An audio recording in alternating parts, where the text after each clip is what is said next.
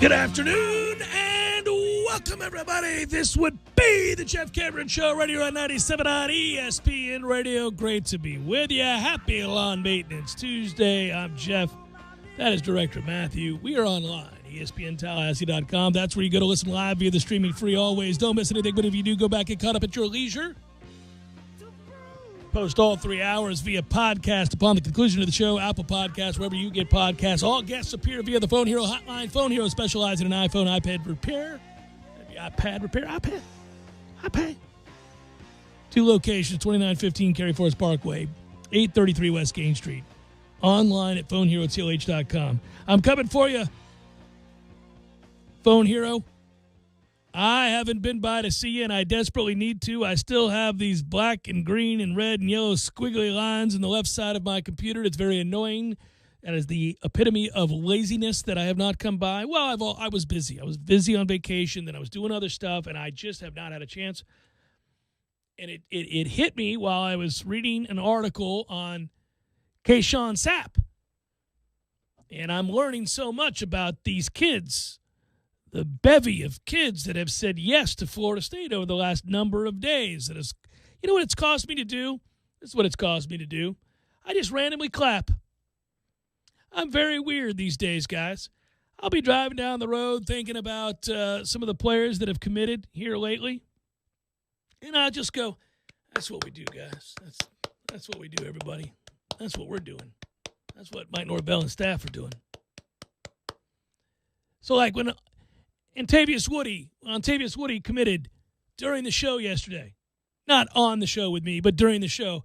I just kind of, that's what we do right there, Ontavious Woody. That's what we do. Here we go, everybody. Here we go. I'm like the pep rally guy. I just walk around with sort of glorified golf claps celebrating the successes one by one. Last night, during the successful run for the Tampa Bay Lightning towards a 5-1 victory, game 1 of the Stanley Cup Finals, I lay in bed, and every so often, after a big hit, a great defensive stop, a Vasilevsky save, or even a goal, that's what we do everybody. That's what we do, everybody. We got this going here. All right, here we go. It's the weirdest damn thing. I'm that guy. And it was all born out of recruiting prowess. The success that we're having in recruiting has created Jeff the Clap Guy. I don't even know what to do with that. I don't even know, I'm just this. Well, now, hey, what are we phrasing? Oh!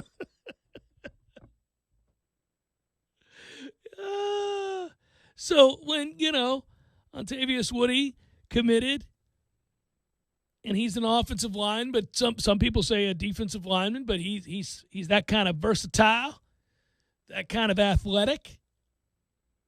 And again, we got really excited about all of the things that he can be and just kept adding him to the list. Another commit, another step up the recruiting rankings, which, again, it's June, I know, but it still matters. They're still doing good things around these parts. All of a sudden, you have a reason to get excited. That's what we do around here, guys. That's what we're all doing around here. Every day. And to go back and note that, in fact, yesterday was, wow, and I kind of guessed it was going to happen. I said, while we're doing the show, who knows? I'll check here and there. But I'm fully locked in once the show starts, guys. I'm not over here checking texts. I'm not that guy that is half-assing 16 different things at once. I'm all in on one thing to be great. Now, afterwards, I can multitask. I can do several other things. But I guess that during the show that we'd probably get yet another commit. Because as I had said before, I wanted to reach out and text coaches over there to say congratulations. That's what it was more than anything else. Congratulations to them. Hard work is being paid off. And that's true of any walk of life. You want to see people working hard, doing the right things, working a plan, giving it their all. You want to see them succeed. So in doing that, I was told by one of the other individuals there that I was saying, congratulations for all your hard work paying off. They said, oh, we're not done yet, Jeff. They were bold and confident that they weren't done yet. Now, I didn't know when we were going to, hey, was it going to happen? But I thought it could happen that day. There's more. I'm hearing there's more. in the not-too-distant future. So even though they've already done more than wet your whistle, there's more. There are more about to say yes to Florida State. And the enthusiasm and excitement that surrounds that is big time. Now, one thing to point out here, not all these guys, look, some of these guys are guys that fit in that wheelhouse of not good enough to get picked off by the elite, good enough to improve Florida State's roster by a long shot. You know, they fall in that. But a few of these guys are legit dudes. And if you've listened to the show for a while now, you've heard me say about what this roster desperately needs is more dudes, more guys, right? More players that change what's possible, not just more players total to raise the competition level within a segment group, or not just raising the floor of what's possible because you've incrementally raised the level of talent. No, like, you need guys that change games. You need a few more of those guys. Well, you need more than a few. You need about 10 to 15 more of those guys. They just haven't existed on this roster for some time. And so my whole thing was, okay, well, let's see if but some of these guys are those guys. And it may very well be that Mr. Woody, who yesterday during the show committed, is that guy, is that kind of a player. And I talked to somebody last night who said, yeah, man, that's a dude. That's a really good get. That's the interesting thing too, is that you'll get people who cover recruiting for a living, and they'll say about one guy, like, oh, that's a good get for Florida State. Whenever that happens, I kind of go, okay, well, it's good for us, but it's not earth-shattering. It's going to be a while. Then you'll get the text. It's like, that's a really good get. That's a big – if they keep that one. And we got a lot of those texts, friends. To try to put it in context, we got a lot of those texts. Like, that's a really good get. Like when Duffy committed – now, he didn't do that this weekend, we know. But when Duffy committed at quarterback, I mean, I must have had 10 texts of people going, ooh, well – when texts begin with "whoa," comma, well, comma, how about that, comma, can you believe, like any of these kinds of texts, then you're in a good place. Then all right. And that's the kind of month it's been. That's the kind of weekend it certainly was. And that's the kind of real excitement and enthusiasm that exists for what they've done. And there's more to come. There's, I especially like anytime when it comes to the big men. And we did this when I correctly, as you may recall, and I think it's important to point out my successes at a time that Florida State's having success. Because you will recall that I forecasted, like, the guys in the industry, they'll crystal ball it, Matthew, as they say. Let's crystal ball it. I don't have such a phrasing or aptly named process. I just tell you what my gut's telling me. And I put it out there into the ether. I put it out there into the universe. And then invariably it seems to happen for me. I don't know why. But I don't often do that with offensive linemen. I do it with defensive linemen. But you guys will recall that I correctly predicted that 4-star offensive lineman Alou Ba was coming to Florida State. And that excited me. That got me pumped up. And it did turn out to be true. My throwing it out there into the universe made good. But there was another kid, and I didn't predict this, but I like reading this about him, and I like hearing this about him. And there's two guys in particular. Bishop Thomas, really good athlete, defensive tackle. Travion Williams, difference maker, defensive end, really good athlete. And we might finally have fast twitch off the edge. Okay, so that's exciting. But two of the guys on the offensive line, most notably here recently, Woody, are described by multiple sources as having a bit of a mean streak, as being a little testy, a little angry, playing with a whole bunch of get you some. Buddy, in addition to this class being ranked number 3, we may have some dudes, real dudes. Now the question will be, what kind of season do they have? And we got to wait a while. And I guess the next big thing to check off the list here will be the ACC meetings and basically media day coming up. I plan to be there, and I think I'll be fascinated to see, first of all, those that cover this conference. It'll be good to be back amongst those people and trying to get a feel for the others that cover particular teams within the ACC. You come back with a little greater understanding typically of who's what and what expectations are. But all of a sudden, perceptions may be shifting for what Florida State is. Still got to do it on the field. It's going to take a couple years, all that good stuff, but it's fun. Jeff Cameron Show, 97 odd ESPN Radio.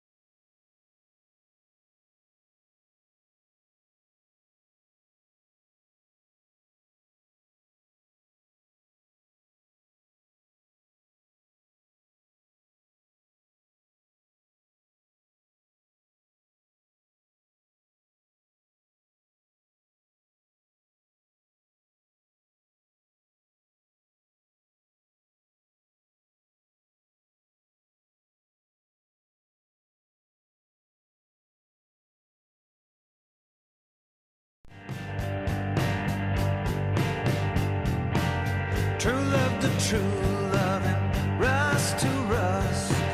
I let the others cast stones while I drew in the dust. It's good, Rick. Side note here. Have you been paying attention to this bizarre story at the Tour de France with the woman and the sign? Oh, with the crash? The Yeah. one that, yeah.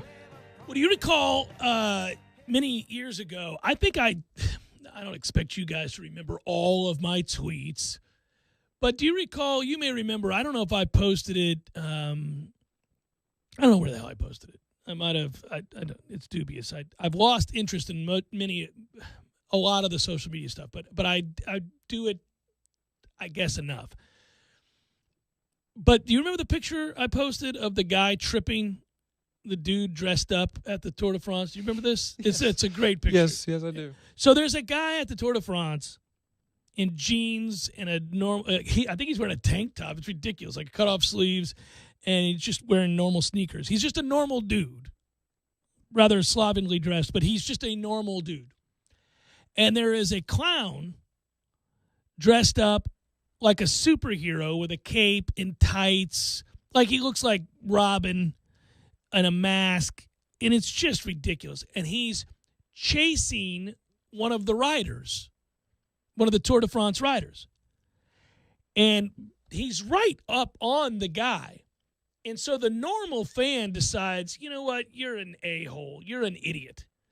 And it's just, a photographer captures the picture in the moment that the guy decides to do something about it, and he just sticks his foot out, and you see my man flying ass over tea kettle. It's the best. And the actual footage was captured. It's fantastic. Dude goes flying face first, hits the ground. It's awesome. But my favorite part about it is the dude doing the tripping has this mischievous smile on his face. Like he just knows this is great. We've all made certain choices in our life. Very rare when you make a choice, especially one that's sort of a little nefarious, that you're like, this is the right thing. I'm doing something for the betterment of society. I'm improving the world in which we live because I'm tripping this doofus. And anyhow, the guy falls down, and the dude he tripped is a bigger dude, so it took guts. And the guy gets up all pissed off and comes back at him, but it gets broken up, so it's justly rewarded. The trip is great. But that was the first indicator I ever had. Now, I obviously watched during the controversial years with Lance Armstrong, and I can go back, and we all remember certain years where the Tour de France garnered more attention than others. And we can remember outside of Greg LeMond, who got shot, by the way. Jesus, not at the Tour de France. But Greg LeMond, prior to Lance Armstrong really being the only American in my lifetime to have any success. And Greg LeMond, who was the one who was the loudest telling the world that Lance was a cheater, man. I won these things legit. And oh, by the way, I've been shot. But, Lance is a cheater. Turned out Lance was a cheater. But he won, and everybody was cheating. And so most of us look at the Tour de France like, well, he was cheating, and he was a bit of an a-hole because he lied about it and ruined people's lives. And that's all bad. And there have been plenty of documentation about how bad a guy he was, but he's also saved millions of lives with the money raised through cancer, so it's a complicated deal. It is a really complicated deal. It's actually one of the more complicated legacies in the history of sport. It is. Like, that's a fun debate. Have that debate. It gets very interesting in a hurry because I can argue it both ways, and so can you. I'll take Lance and defend him, and you'll go, fine, please, take that scumbag. Oh, but I've got ammunition, like saving children with cancer. That's a tough one to argue against. Giving hope to people where darkness is closing in. Allowing more time with family members. As grandfathers pray that their grandchildren won't die. Like, imagine this argument now. I'm going to win this argument. And then you turn around and point out that he not only lied to an extent that cost people a chance at making a living, caused people to go broke, sued them into poverty, but also ruined marriages, ruined livelihoods forever. I mean, the guy, not a good dude. Back and forth we go. I say all that to say this. The Tour de France is underway. I watched some of it this morning. I'm always sort of drawn to it in a weird way, but that tripping incident was really the first time I ever recognized that the people who attend the Tour de France are freaking losers. They're insane, and they suck. They are out of control. And nowadays, they fit right into almost seemingly all fans that go to games. What in the hell is going on? Get it together, everybody. You're not part of the action. You never were. Stop doing that. Take the ass kicking you deserve if you enter into the arena. I want more of them to start entering into the arena. Last night at the College World Series, apparently, racial epithets thrown towards the general direction of parents in the stands. Great. Wonderful.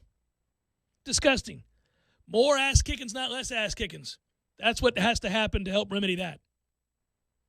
More of those moments where the fans find themselves down on the field, in the arena, amongst the gladiators, amongst the combatants, and how quickly it is they recognize, oh boy, that's a big bad man.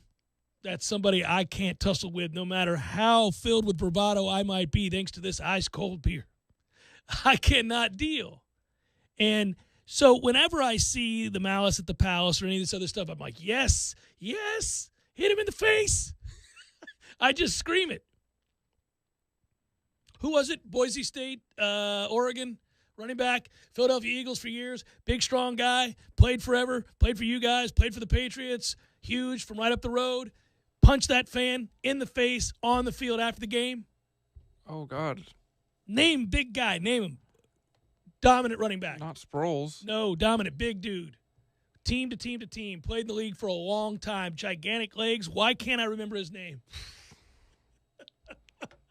He punched a dude in the face that came down onto the field after. Oh, type in Oregon, Boise State. Right now, is people screaming at their radio knowing exactly who it is. If you just type that in. LeGarrette Blount. Thank you. LeGarrette Blount. Bad man. And that moment is fantastic. And now you're watching it and laughing. That's like, you're done. What are you doing, dude? So if LeGarrette Blount had been riding that bike, you think she'd have stepped out there? I don't know. I think she was dumb enough. I mean, she's not even paying attention to who's riding the bike. I don't, but so here's where I'm going to go. The hunt is on for this fan. If you don't know what happened, this woman, a German woman, not that it matters, but she's holding a sign that is basically saying hello to her grandma and granddad in German, right? And she steps out, and all these fans do this. It's nuts at the Tour de France how close they get to the riders. They're not just on the pavement there on the street's edge. They step out. It's like a game with them. They'll jump out in front of the bikers, the racers, and they'll hold up a sign or they'll yell, go such and such, and then they jump out of the way. It's like cat and mouse all the time with these people. Now, she wasn't necessarily doing that, but she's an enthusiastic fan holding up a sign that ends up causing a massive wreck because she stands alongside the road with this cardboard cutout trying to draw attention to TV cameras.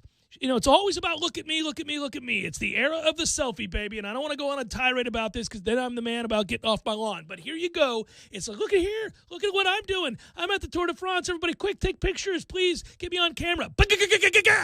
Down they go. 100 people. Broken wrists, guys taken out of the race. Man, I've got to tell you, you got a guy that was ruled out of the Tour de France after suffering a massive hematoma. And I bring that up because that's a bruise. I also bring it up because there's no greater word in the English language than hematoma. Oh, help, I've got a hematoma. It's awesome. And from here on out, I'll never use the word bruise again. But she caused that. Another guy broke his wrist. And organizers are looking for this lady. They can't find her. The story's bizarre. The Tour de France announced that they were going to sue the fan, which is kind of odd. Circle back quickly. If I'm one of the dudes who gets run over by my fellow competitors after crashing through this chick's sign, that camera's going to catch an unfortunate turn of events. I understand that we're not to strike women. I wouldn't think of her as such in this moment. She's the woman who stole my dreams. The years of training in the Alps. Are you kidding me? The pain, the anguish. Oh, I'm sorry. I'm sorry. If I have to, if her boyfriend's alongside, something's going down. There's no, are you kidding me? Now they said they were going to sue. We are suing this woman who behaved so poorly, according to Pierre Vedovavo.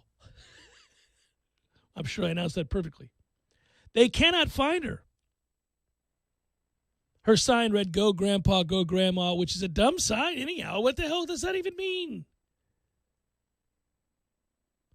They think she fled the country immediately. They're still looking for her. They can't find her. I don't know how they're going to find her. What are they going to do, go into Germany? German authorities are willing, there's no word whether or not they're willing to assist in the manhunt. She's clearly seen in the sign. What are you going to do? DNA evidence? She dropped the sign.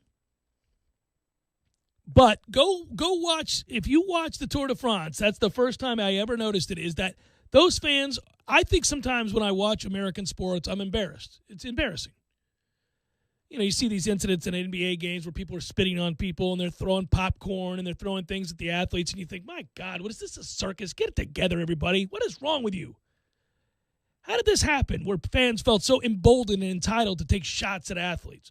That they pay their ticket price so they can scream anything they want, no matter how abhorrent. It's embarrassing, right? And 99.9% of people don't go into games to yell at players and to say despicable things. Most people get it. You're not part of the deal, man. Yeah, you paid your ticket. You can boo. That's what you can do. You can boo. And you can cheer. That's it. That's all. That's all you can do. Boo! Feel free. You can do that. All right, way to go, Timmy. There you go. You can do that. That's all you can do. If the organ plays, you do whatever they tell you to do. That's about it. That's all. Can't do anything else. You can scream out, "Go Noles." You can scream out, "Defense." Florida State first. You can do all that, but that's it. That's all you can do. But now that I see, well, it's not but now, but I was reminded, is a better way of saying it, that this woman, emblematic of a larger problem at the Tour de France every time it's run. Crazy-ass fans dressed up like buffoons, dancing in front of the athletes, holding up cardboard signs, running alongside guys dangerously close. I mean sprinting, like right alongside the riders. Every time I want straight right, punch that dude in the face. Somebody kneecap this guy with a lead pipe. They ought to have, for lack of a better term, enforcers along the route. Now, here's the deal. Franco, if you see anybody jump out holding a sign or otherwise, or begin to try to trot alongside, you're free to hit him with the lead pipe as hard as you can in the knee. Or the calf. For some reason, that sounds even better. You don't break the bone, but imagine bludgeoning somebody's calf. How has this not been implemented already? Because like you said, it's literally every year. Every year. And it's also, man, and on a serious note, all jokes aside, which, by the way, if you used a lead pipe on a calf, that's a hematoma. That's a hematoma waiting to happen. Now, I can't think of, I mean, there are very few sports more difficult than that sport. I mean, it's, you know, these ultra marathoners and people like that who are willing to put themselves, not just through the physical pain, but it's about the mental anguish. It's overcoming all that stuff. And the training for things like that make me sick reading about it. I just think about, oh my God, the will, the strength.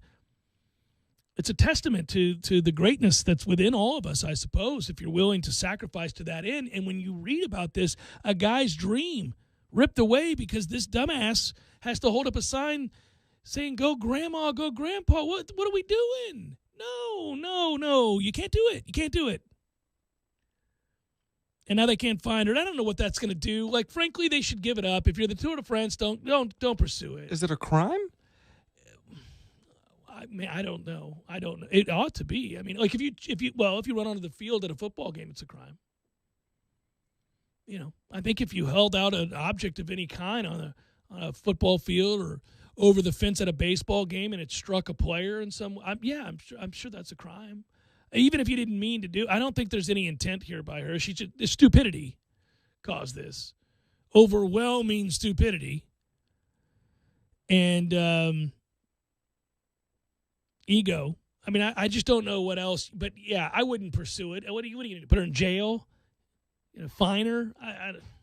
No, this will be the final straw where you implement rules where people, ridiculous fans, can't go to see and be seen, and instead of appreciating the combatants, it can't ruin somebody's dream. I feel for that dude. Out for the entirety of the Tour de France because of a fan with cardboard. Nuts. Jeff Cameron Show, 97.9 ESPN Radio.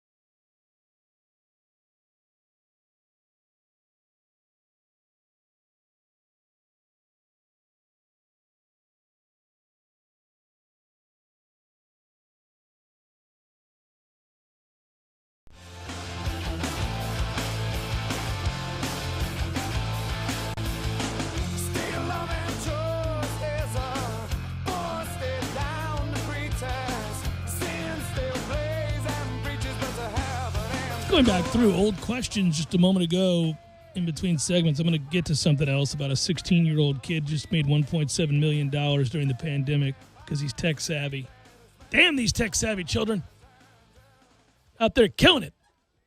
I hope my 13-year-old figures this out. You hear me, Bryce? Get it together. There's kids out here just a few years older than you lapping you. You want me to be proud. So I'm reading. So I print out the questions when we do headlines. There's no headlines this week. The two other guys are lazy and they're not around.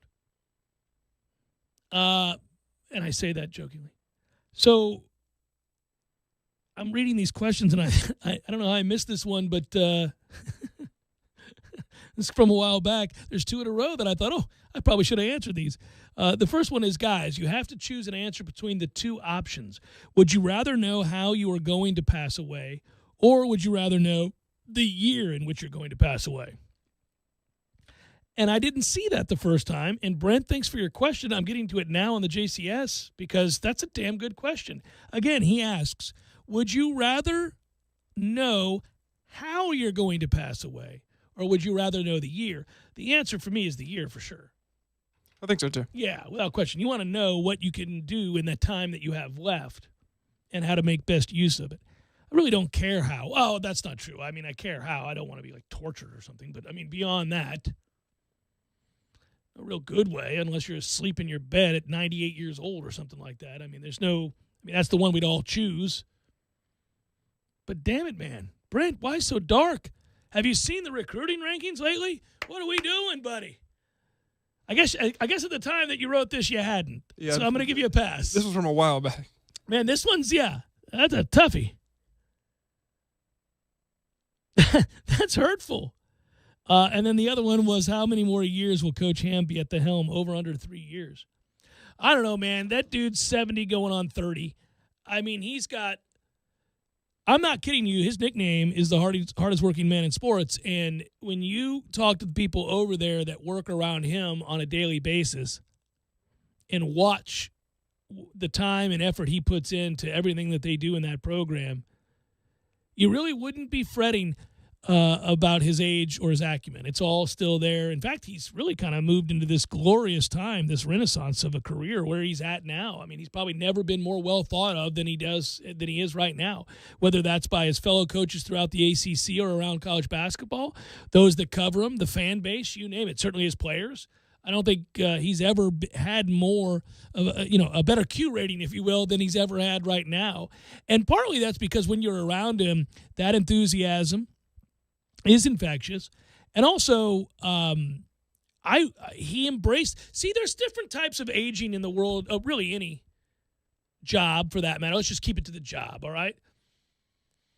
There are those who very obviously lose the passion and or the energy. They lack the energy, the requisite energy for their job. Some jobs don't require nearly as much energy. Maybe you put in 3 good, solid hours a day. And other jobs require a lot more. I kid. I work more than 3 hours a day.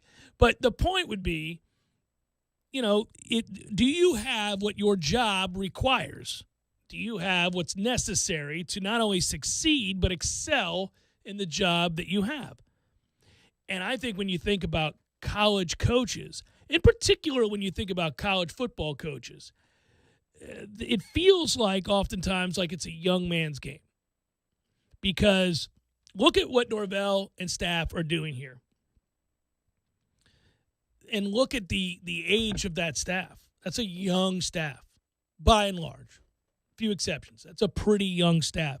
And Mike himself, Coach Norvell himself, young and energetic, full of passion and energy. And so you're not questioning whether or not they have the energy to wake up each morning at whatever time he gets up. I would assume somewhere in the neighborhood of 4 o'clock.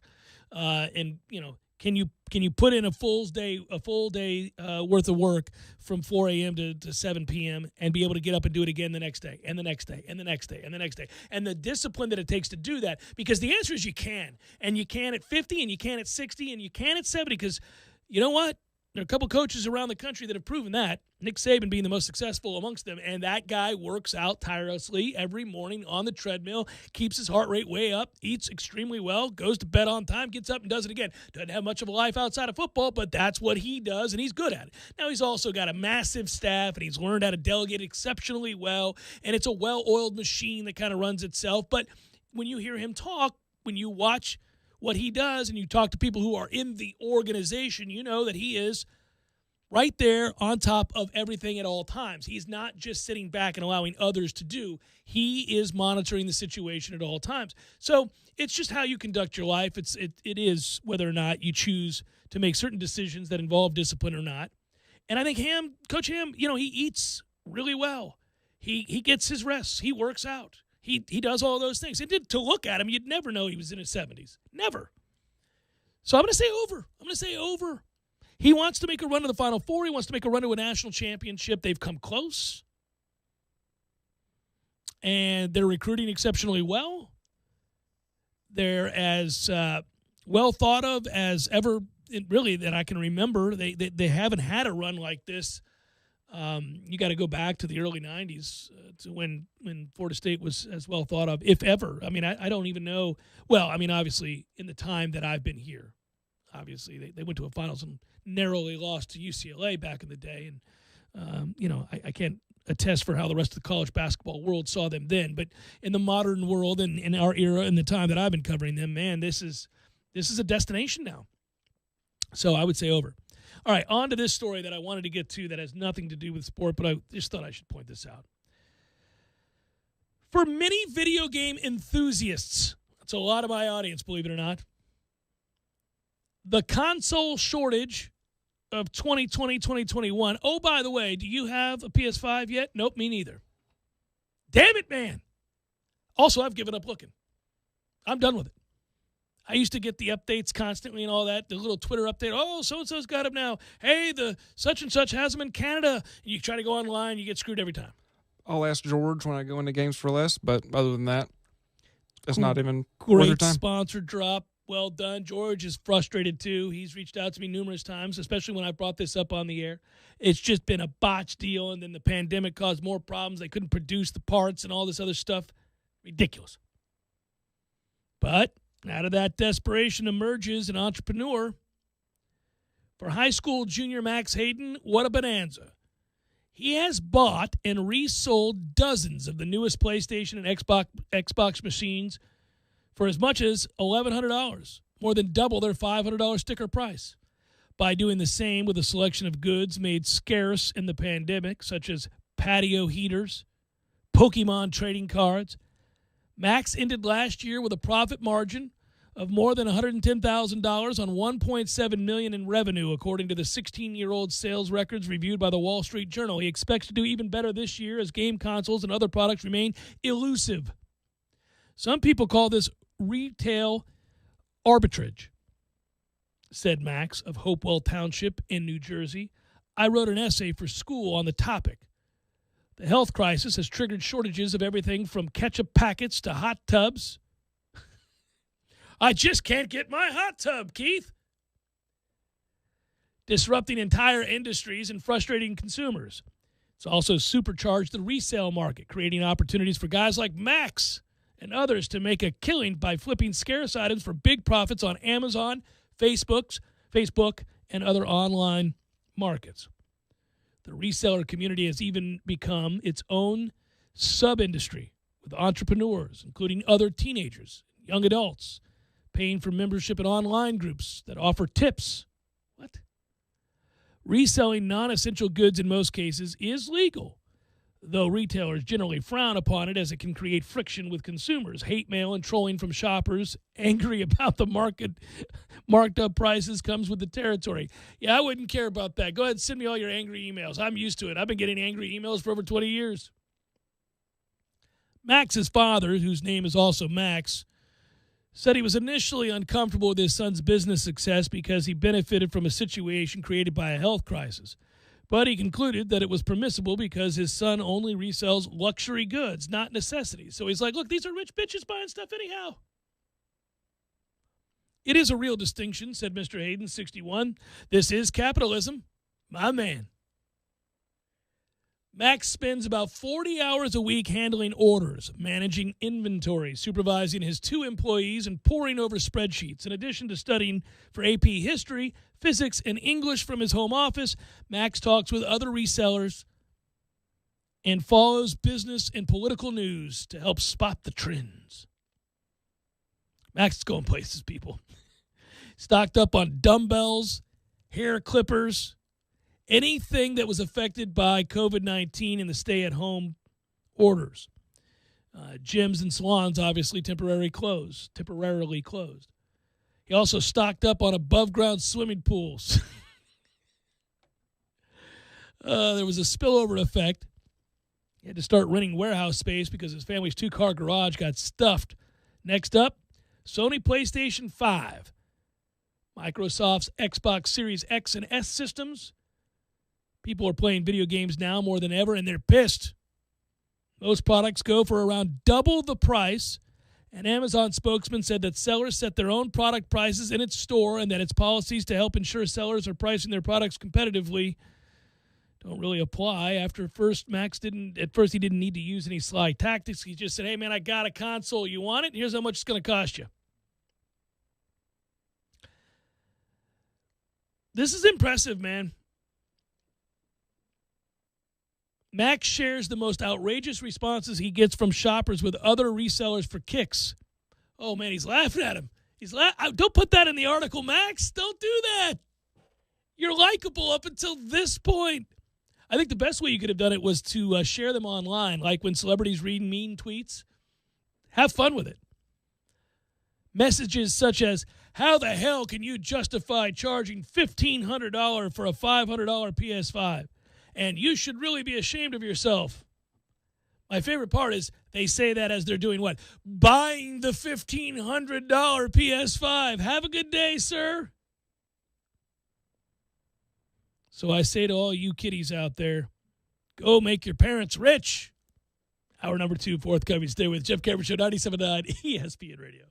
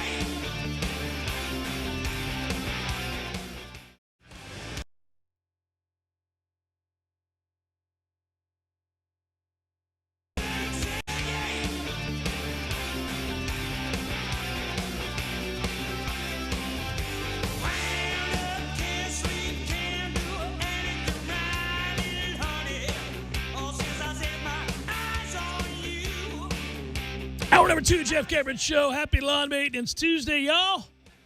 How you doing?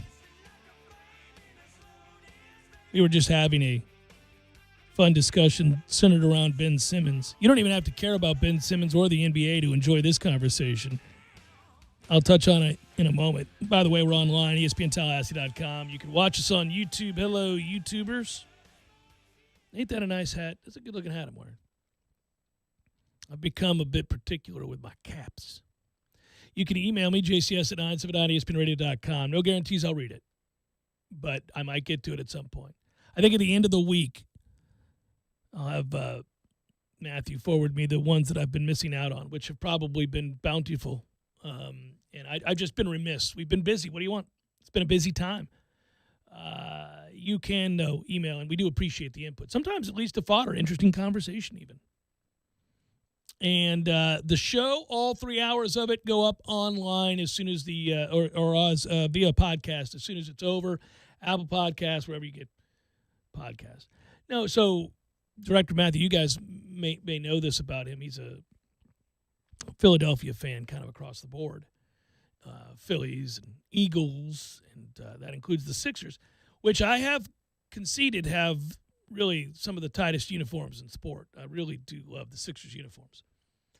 But it was about a week ago where Ben Simmons gave up 39 on the defensive end, I think it was, and then embarrassed himself again from the free throw line and spent long stretches of the game ensuring that when on the offensive end, it was 4-on-5 for Philadelphia. And I began to speculate at that time that they were going to lose this series in part because of him.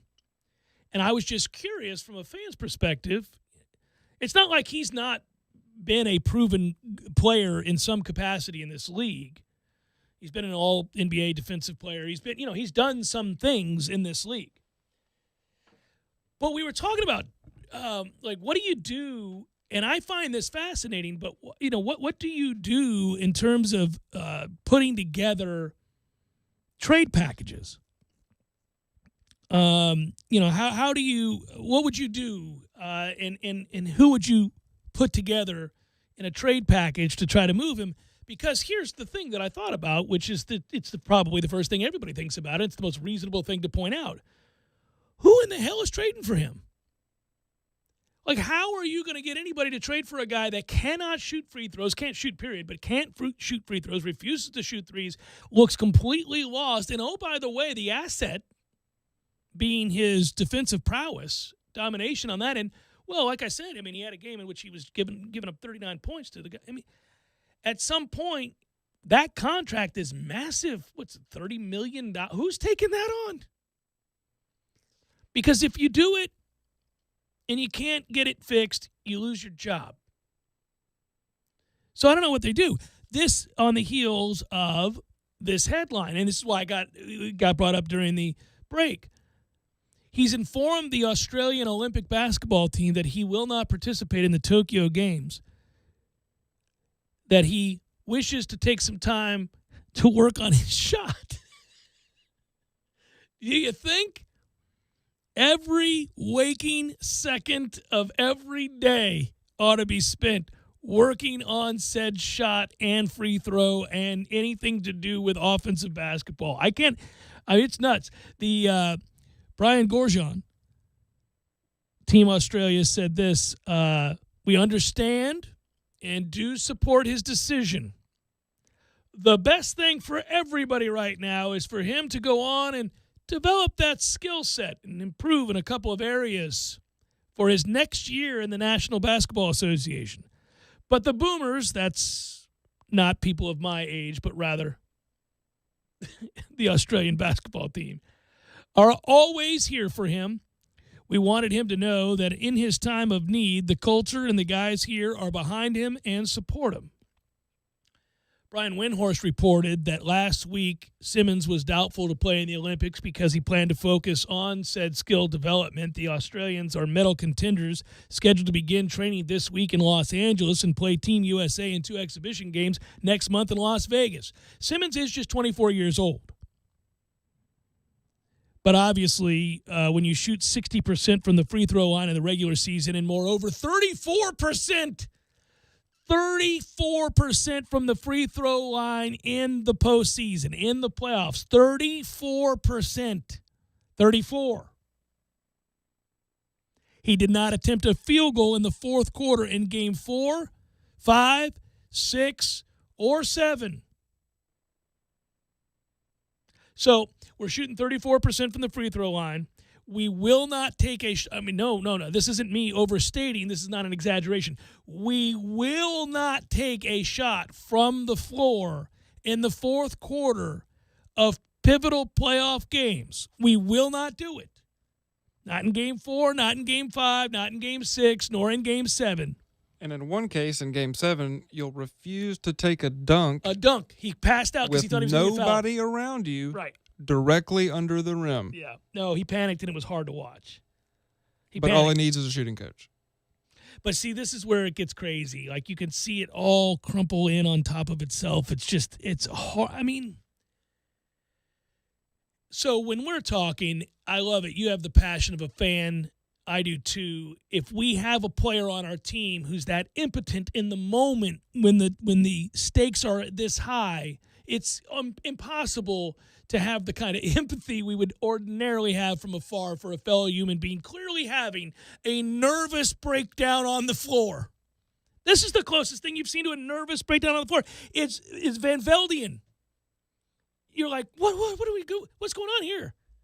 What am I watching? You ever watch something like that and get really uncomfortable and have to turn away? I do this all the time in golf tournaments now. I can't do it because I think we can all relate to this. We've all been on the golf course and just lost our swing, just lost it. Like you stand over the ball, looking at the ball, going, I don't know what to do. It's the worst feeling in the world. This happens with accomplished golfers. So that sport in particular, you can stand over the ball 1 second to the next and go, and it's like you don't even remember how to take the club away. It's crazy. Now, usually you figure it out real quick and, something happens. But we've all hit shots where like, well, where did that come from? And everybody's got the nervous laughter. Ooh, a little bit of the ipsies there.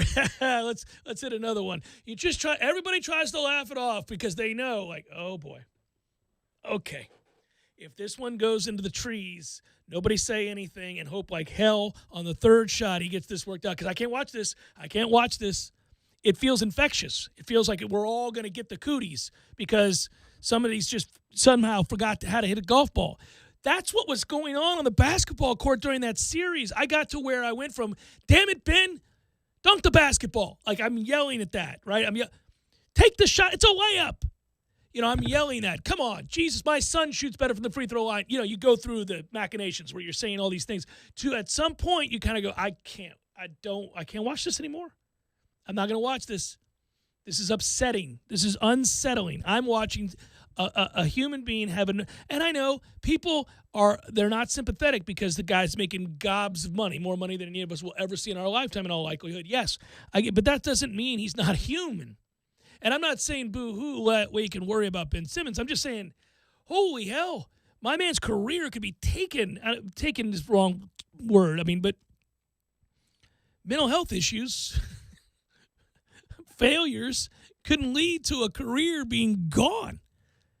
I can't fathom. What pro shoots 34% from a free throw line?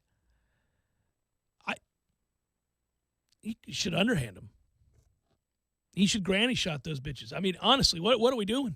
That is remarkable. So the point is, in addition to that, they lose in games. They lose in 7 games. He scores 19 points total in the final 3 games of the series. Total. And, Doc Rivers, having to answer questions about this, said basically, look, well, we're going to do some work. We'll get the right work. We'll do it the right way. We'll get him fixed this offseason. You got no choice. You have to say that you can't trade him. Nobody's going to take that on. I don't know what you do. Are you still angry with him or are you just mesmerized? It's just a car crash. I'm more mesmerized with him and angry at the organization. Yeah. Because they knew coming out of college that the shot was his, the weak point in his game. Kryptonite. Yeah. The shot might have been the kryptonite, yeah. So this idea that all he needs is a shooting coach, do you think that nobody's thought of that before? Do you think he hasn't been working on his... Yeah, that's a good point. Well, but see, all you're asking for him, because he's so good defensively and he's so athletic, you're like, okay, well, just give me a modicum of success shooting the ball. Going to pay a defensive specialist and somebody who shoots 60% from the free throw line. That kind of money. $30 million a year. But they did. They did. He's 24. You can't give up on him yet at all. He is versatile. He's extremely talented. There are a lot of elements to his game that are of great value.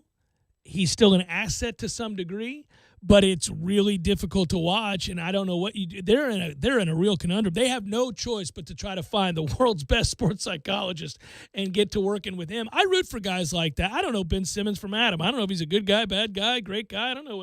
I don't know. I don't have anything against him. I know I can't watch it, and I do think this translates to all sports where we see this sort of thing. We have a second baseman who can't throw to first base, Knobloch, and guys like that. We've seen pitchers suddenly not be able to throw the ball over the plate. We've seen plenty of guys with a hitch in the giddy-up, some sort of weird problem where you're like, what's going on there? That's a little weird.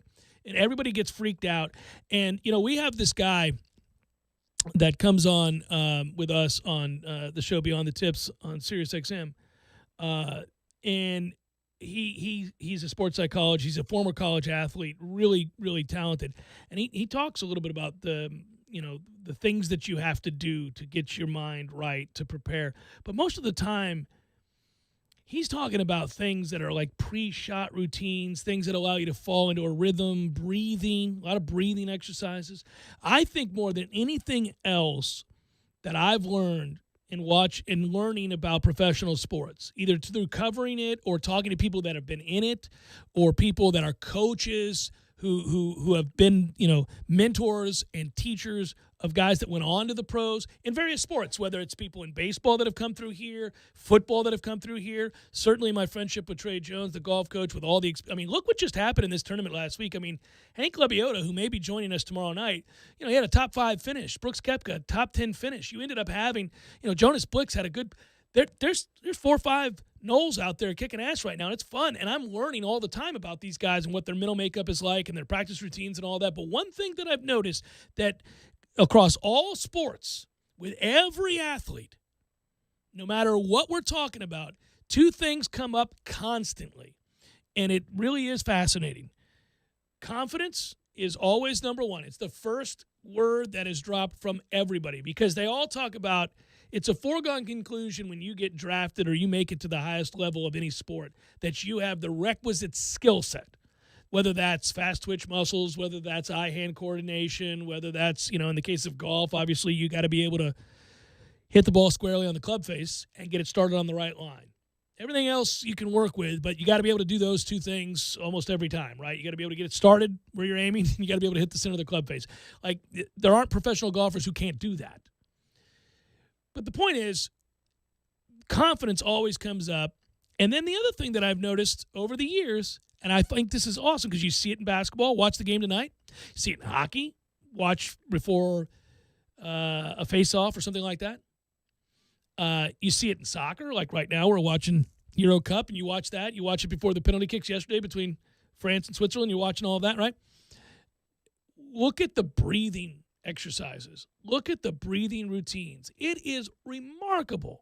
And they say that that's true in your daily life too, whether it's you're about to have a spirited conversation with a coworker or perhaps a boss that you're worried about, or you guys have a vehement disagreement, whatever it might be. But breathing, slowing down your heart rate, which allows you to think clearer, be more concise with the conversation or the talking points that you're having, but also rendering clarity to what is next in the steps. So if it's a shot, whatever it might be, breathing. It's always breathing.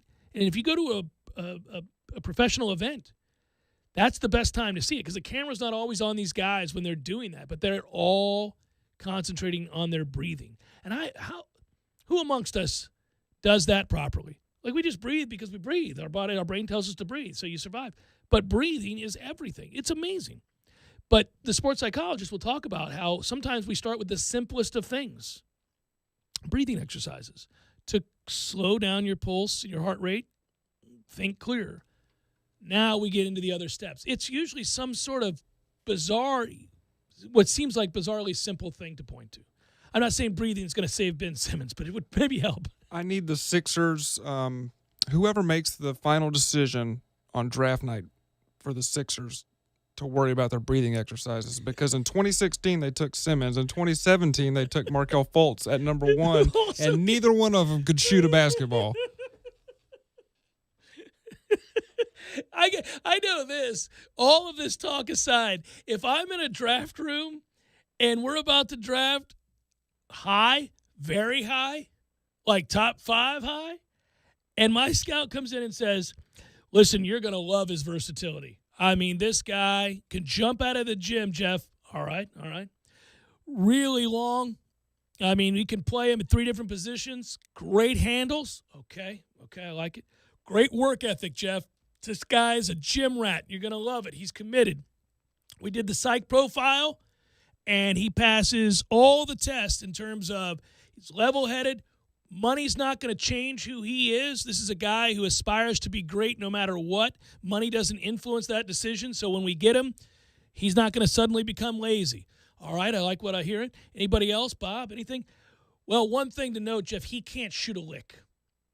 Oh, probably should have led with that, guys. I think we should have saved some time here early in the process and should have led with he can't shoot. All that other stuff means nothing to me if you're telling me the top 5 pick that we're about to take here for the organization cannot shoot a basketball, since, you know, we're playing basketball. And I appreciate this whole therapy segment, and I appreciate you highlighting all these issues. And I appreciate the example of the golf swing and losing the golf swing, but that example predicates on having a golf swing to begin with. And neither one of them have a golf swing. Neither one of them can shoot. That's it. You don't care about the talented and versatile? No. Not if they can't shoot. It's the Jeff Cameron Show, 97.9 ESPN Radio. Good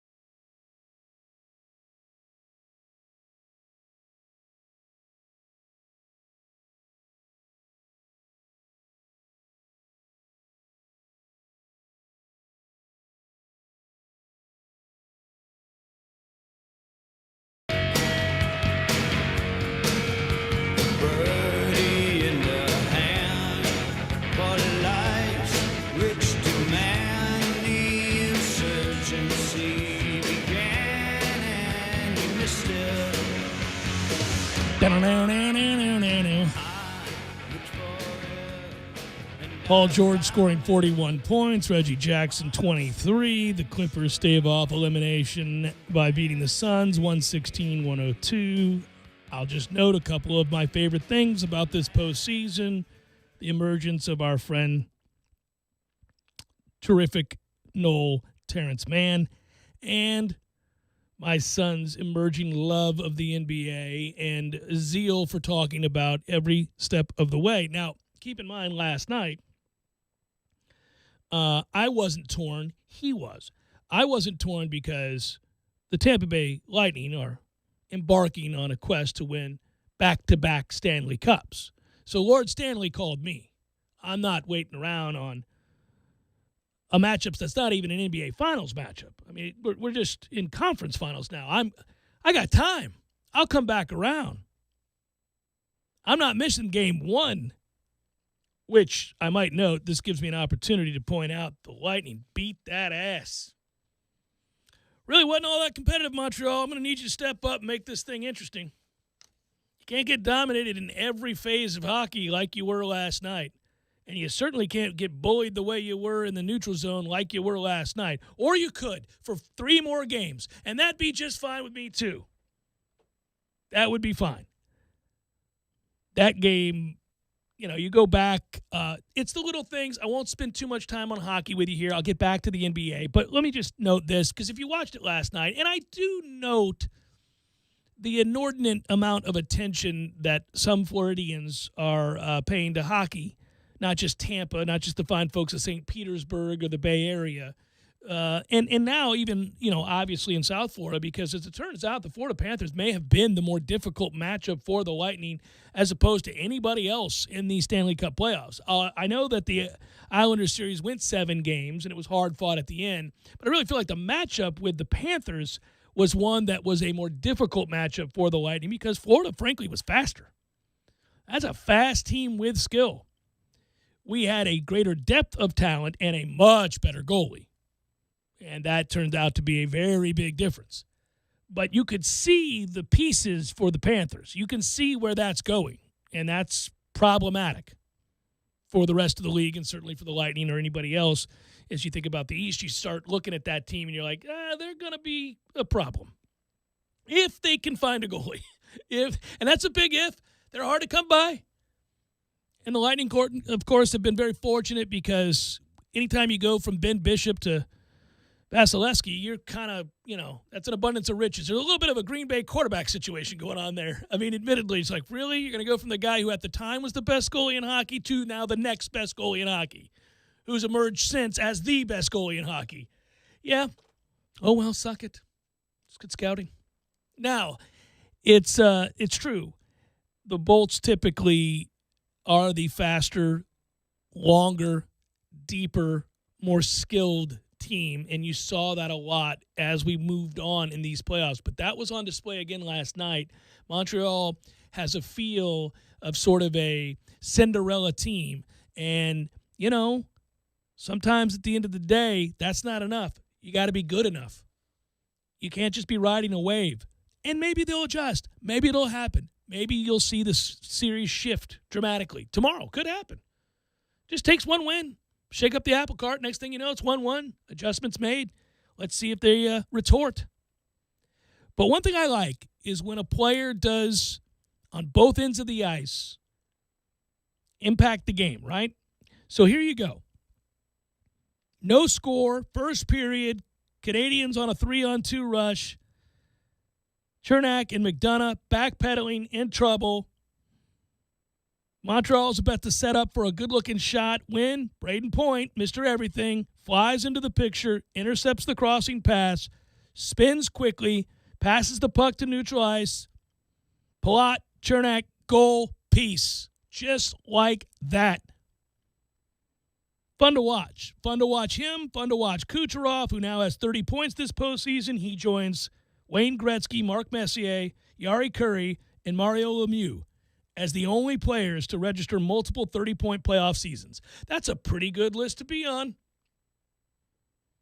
Carey Price hasn't given up 5 goals in 38 postseason games, dating back to A 6-2 loss to the Lightning in Game 2 of the 2015 Eastern Conference Finals. Carey Price about done with the Lightning. Onward we move. Paul George, 41 points. Reggie Jackson, as noted, 23 points. That guy plays with a heaping help of confidence, doesn't he? You'd think that guy thinks he's Michael Jordan. It kind of cracks me up a little bit. I don't even get mad at him. It's impressive. He's like, I'm Reggie Jackson, bitch. So they stave off elimination, and that's the thing that makes them likable beyond Terrence Mann, is that they have now done this quite a bit. They were down 2-0, obviously, both to the Mavericks and the Jazz, and they came back. And now in this situation, I don't doubt that they can. I don't know where you stand on this. I know what his reputation is dating all the way back to Indiana, but I like Paul George. I just do. He seems like an eminently likable guy. He didn't shoot it worth a damn in Game 4. He goes 15 of 20, though, in this game. 15 of 20. 3 of 6 from beyond the arc. 13 boards. 6 assists. He's carrying this team while Kawhi's out. I know that for Phoenix, Zubac was out as well. And they had to go, that's for the Clippers, Zubac was out as well, and so they had to go small, and that's why they went Terrence Mann. But every time they do that, every time they include Terrence Mann, he turns around and plays well for them. And I just can't celebrate that enough. Obviously, I'm biased. Obviously, we watched him here and saw him emerge as a stat stuffer and a guy that did all the little things and the dirty work and played hard, played extraordinarily well off of his teammates, did everything that was needed in the game to try to get wins. You thought he was just a little bit of everything, the Swiss Army knife, as we called him. But, man, he's emerged as so much more now so quickly in the NBA. He has stretches where he energizes a club for long periods of time. It's a cool thing to watch where he's a household name. It's funny how quick it happens. If I had brought up Terrence Mann's name a year ago in the bubble or the year before, people wouldn't. But if you were to interview just fans, even casual fans of the NBA, who had a working knowledge of, say, a core group of players on each of these playoff teams, they all know who he is. He's that kind of important now. You're not like stunned, oh, Terrence Mann had 15. Nobody's like, oh, what? Terrence Mann had 15? No. You pretty much just kind of accept that, listen, he's not a star. He's not 3 guys ahead of him that you would think of immediately, or 4 guys that you would think of immediately before you'd get to him on that team. But I still think you interview the average NBA fan, they'd go, yeah. And so it is now. We move to tonight, which doesn't it – listen, with Trae Young's ankle injury, we've got real problems, Atlanta. But more than that, I think even without that, yeah, he's capable of going Herculean. It feels like Milwaukee figured them out on their way to 2-1 in this series. It feels like they kind of figured, oh, okay, got it. That drop defense they were playing that allowed him to hit all those runners. They're like, we're not going to do that anymore. That's a good idea. Don't do that anymore. And Milwaukee has the deeper team, and it feels like that run is over. But every time I've thought that, Atlanta's turned around and played really, really well. But the point I was going to bring up was, so I'm watching the hockey last night, and I was tired. I had a great workout at Orange Theory Fitness in the morning, got after it, had gone to bed early. I'm trying to do all the right things. I'm eating right. I'm resting. I'm staying hydrated, Matthew. It's summertime after all. Get your liquids in there, everybody.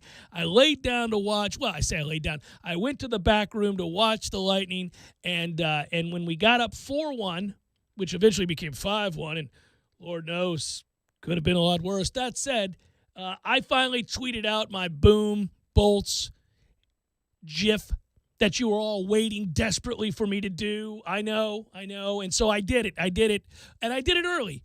I did it with about 5.5 minutes to play because this thing was over. It was over at 3-1. But I don't want to be that guy that does the tweet, and the next thing you know, bap, it's 3-3, and everybody goes, damn it, Cameron. I can't shoulder that kind of weight. I don't want to do that. So I didn't. I waited. 4-1. Okay, he ain't coming back from 4-1. Not against Vassy. Ain't happening. Shibidi-doo. Tweeted it out. And then closed my eyes. And I put it on level 3 volume, with the timer to go off in 20 minutes. You see how you work it? It's magic. You massage the situation. I can hear the tone, the sound of victory in the distance as I go off into dreamland, knowing full well that just as that game ends, the horn sounds and the celebration begins, the TV will then shut off on its own, and I will drift off to sleep peacefully and happy with the result. And that's exactly what was happening. When all of a sudden, my 13-year-old flies the door open and goes, "Oh, sorry, Mom. Sorry, Dad. Paul George is lighting it up."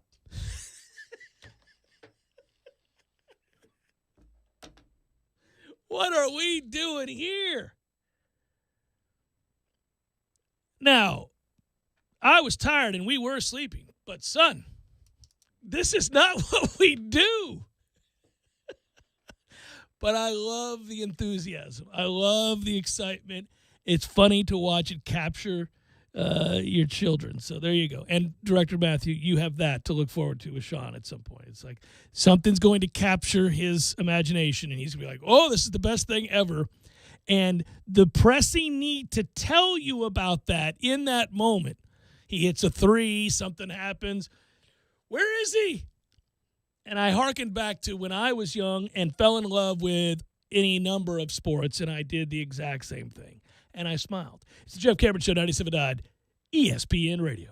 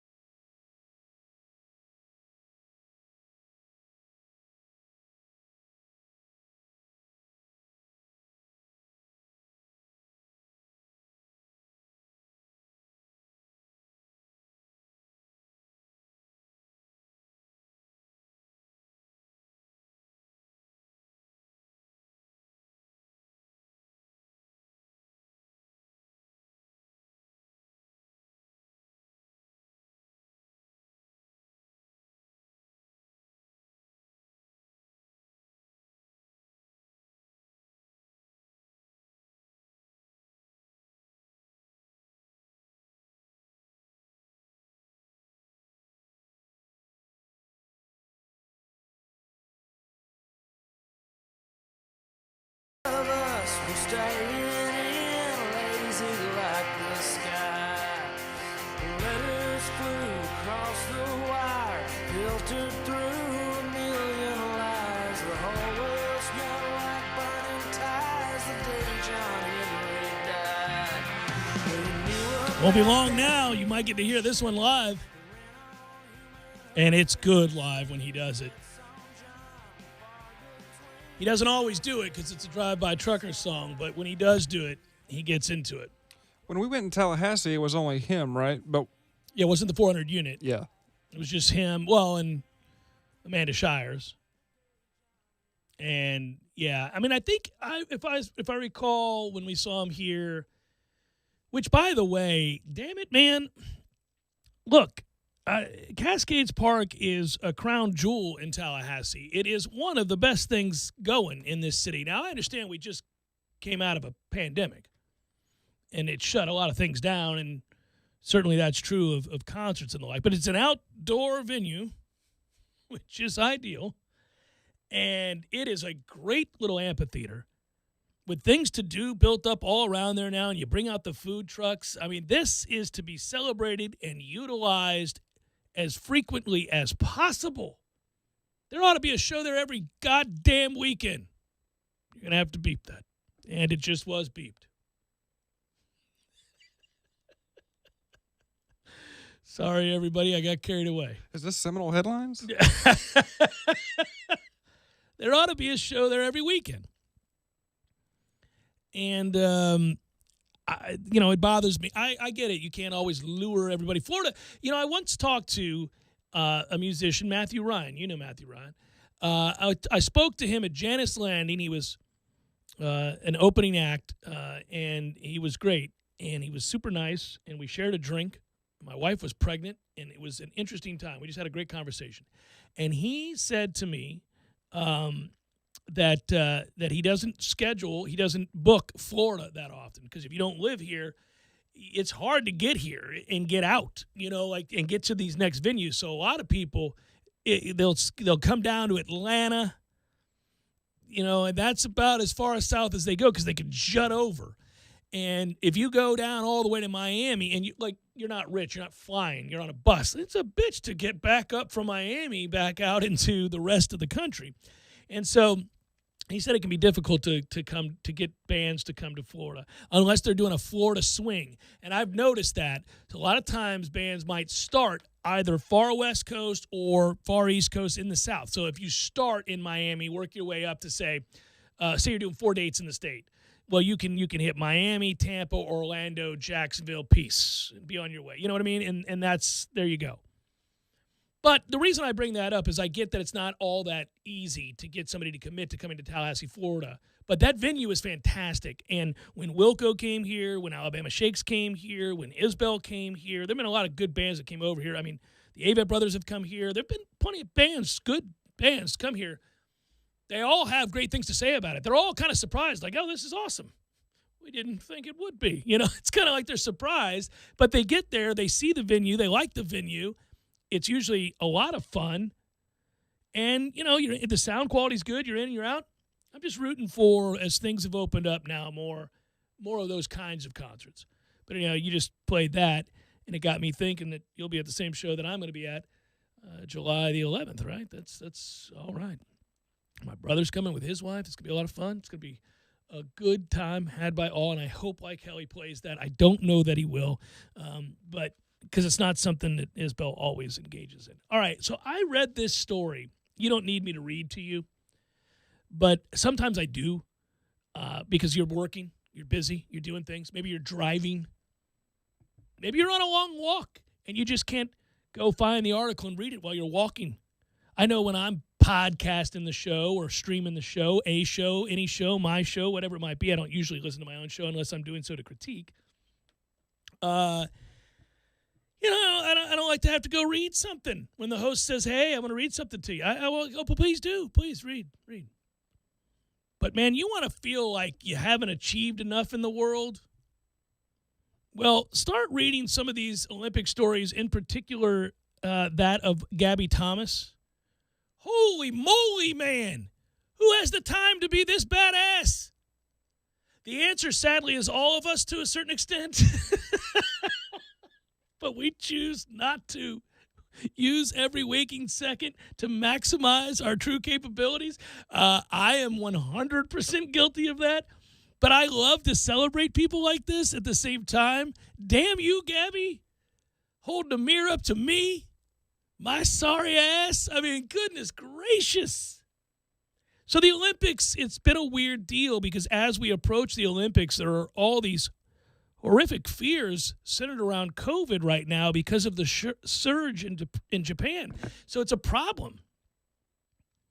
And don't get me started. That got me thinking about doofuses like Cole Beasley in Buffalo, dumbass, and guys like that. That's another diatribe for another time, but he wants to be the face of the non-vaccinated football player.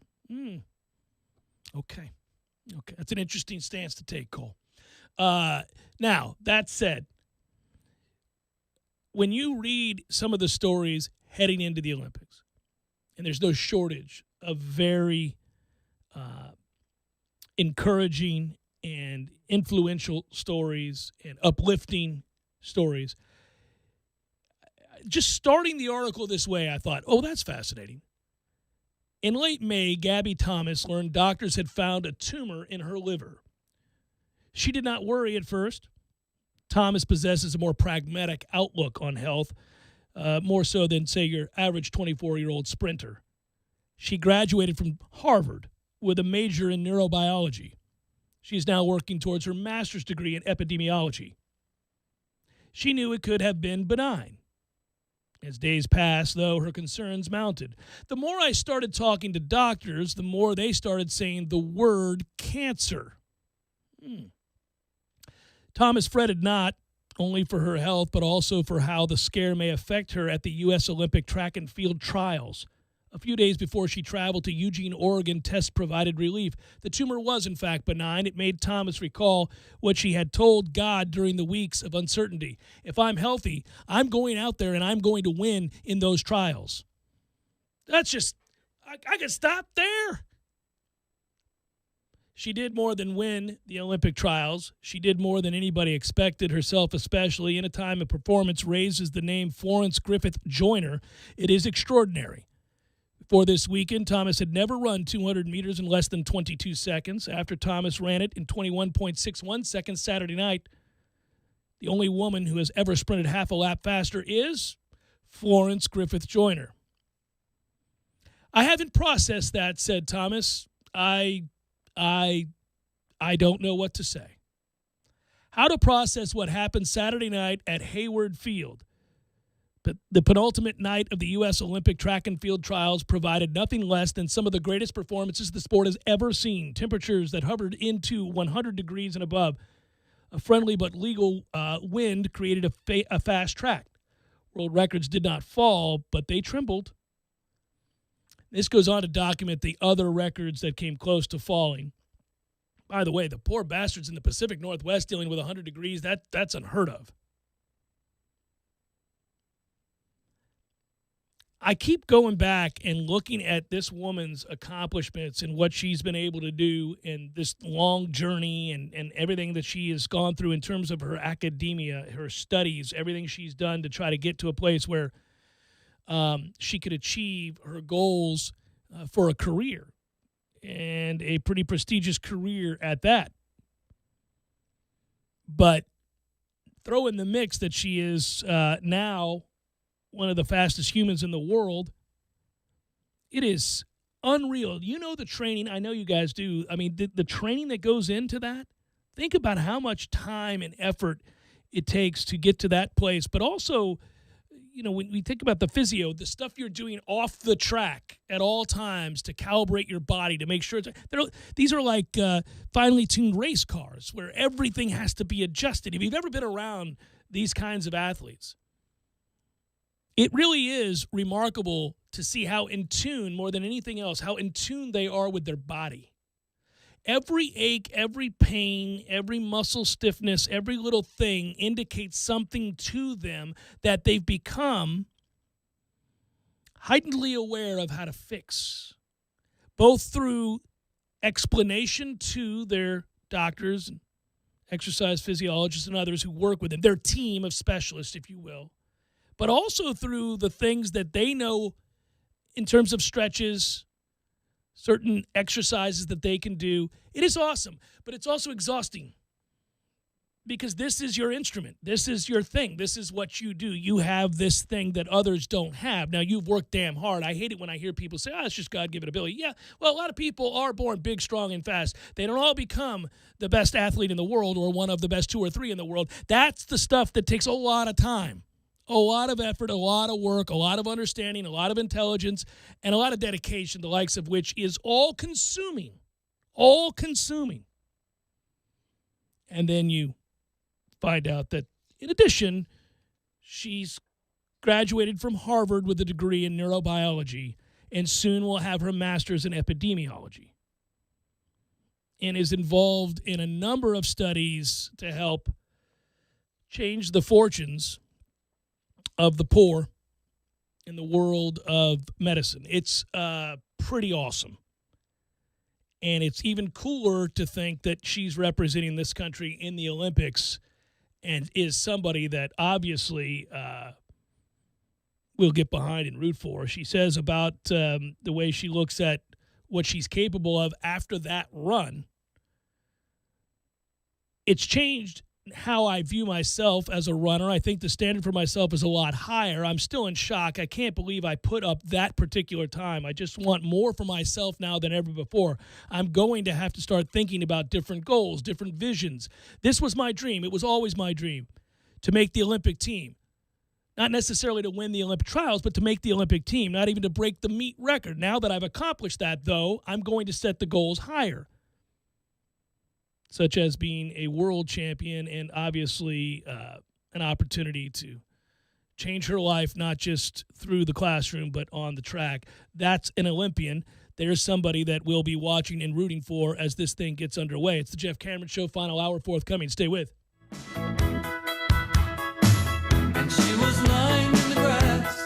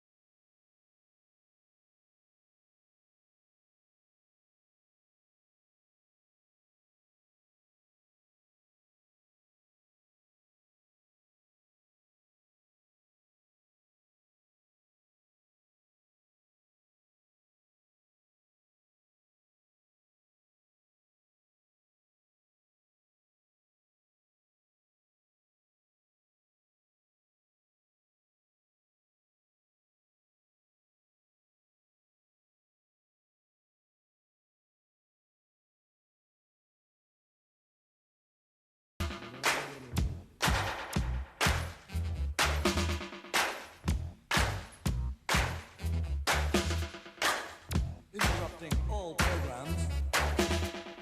This is a radio crash on Pirate Satellite. Final hour of the Jeff Cameron Show, at least for today. Thanks for tuning to it. Hope you're well. We're online, ESPNTallahassee.com. I'm Jeff, that's Matthew. Director Matthew at that. Back on the YouTube, folks. How are you, YouTubers? JCS at 979, ESPNRadio.com. If you want to email, Twitter at JCameron Show. All 3 hours of the program go up as a podcast upon the conclusion of said podcast or show.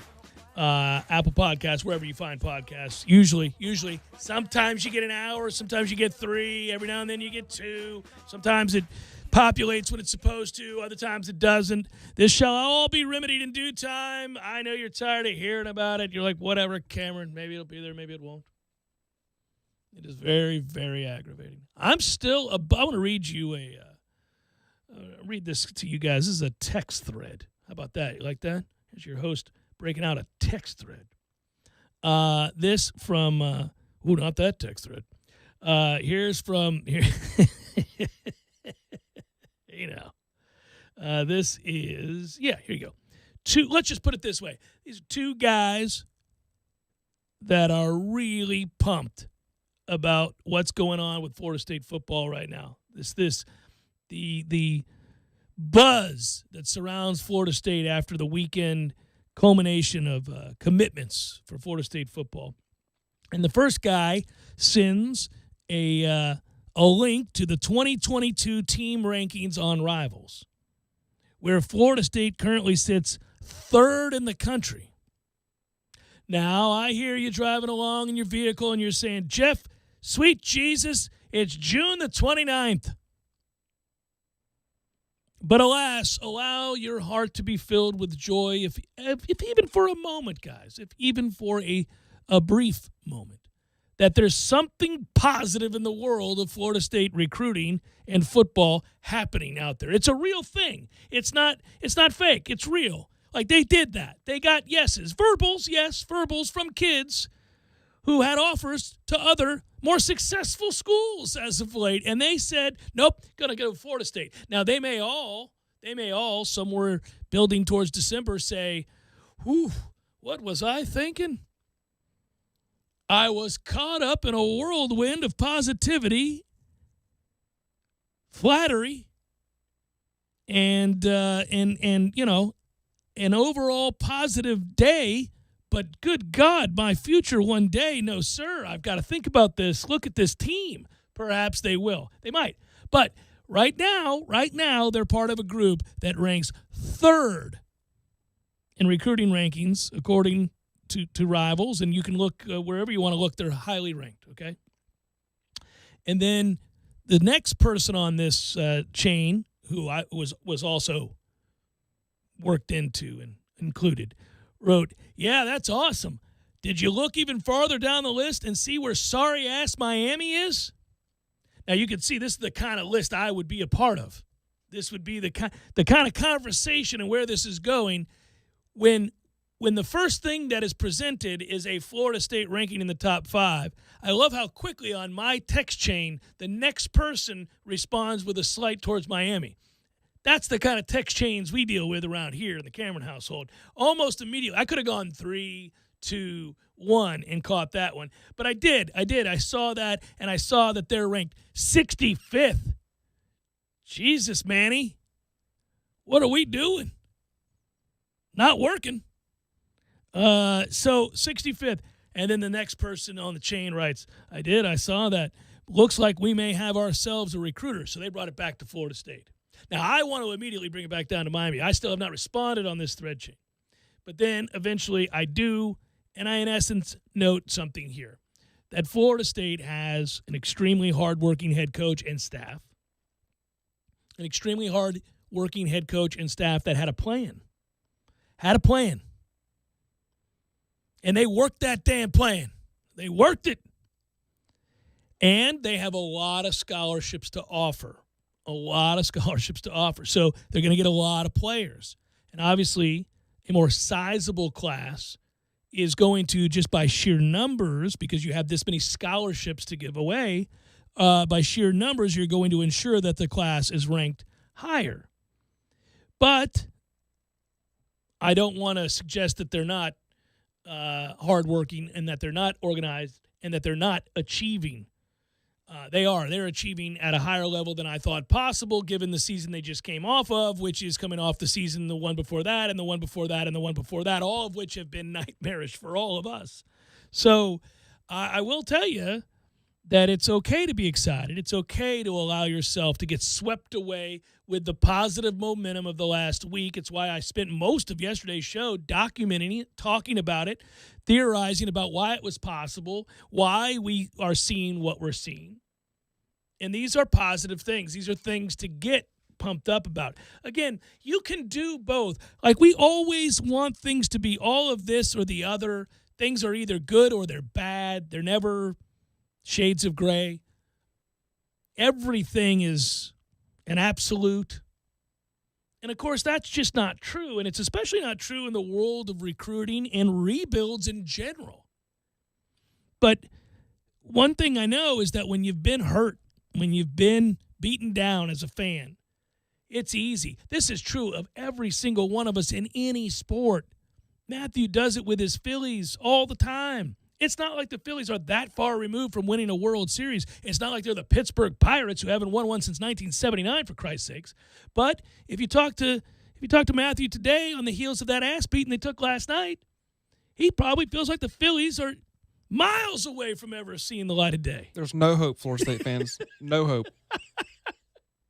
And if you're, a fan of, say, the New York Giants in the NFL. So the New York Giants, they're not looking like a contender. They don't look like a team that is going to be perhaps making a run at the Lombardi Trophy anytime soon. There's a certain quarterback that you might have questions about that would prohibit you from making said run. Maybe you just don't think that he's equipped. Good kid, Duke kid, nice enough kid, maybe not good enough. Maybe you thought on draft day like I did and everybody else in the free world that that's a crazy-ass pick. Turns out it was, at least for now. But, again, Giants aren't that far removed from winning not one but two Super Bowls. Not that far removed. So you see what I'm saying? But along the way, if your team drafts a player that is a difference maker, maybe even two of them, you're allowed to be happy about that. If the Phillies, who are not going to win the World Series this year, they're not, have some of the younger talent in the minor leagues begin to emerge and look like the cavalry is on the way, you can get excited about that. Yes, it's not going to change how they play necessarily this year, but it might positively affect them next year and the year after. And the same is true in college football. Florida State's not going to win the Atlantic this year. Florida State's not going to win the Atlantic the following year. They're not. They're a ways away from doing that just yet, let alone go into the college football playoff and making a run at a national championship, which is ultimately the goal. But that doesn't mean you can't be really, really buoyed by the success of this coaching staff during this recent run of success in recruiting. These on-campus visits, the plan put in place to celebrate these recruits and their families has resonated. The moms and the dads and the brothers and the sisters, they're all so pumped up to be in Tallahassee. They have all come away almost unanimously. I don't think we've seen a disparaging word about their experiences here in Tallahassee, that the plan put in place to make them feel that they are wanted, desperately wanted and needed and loved and appreciated has worked.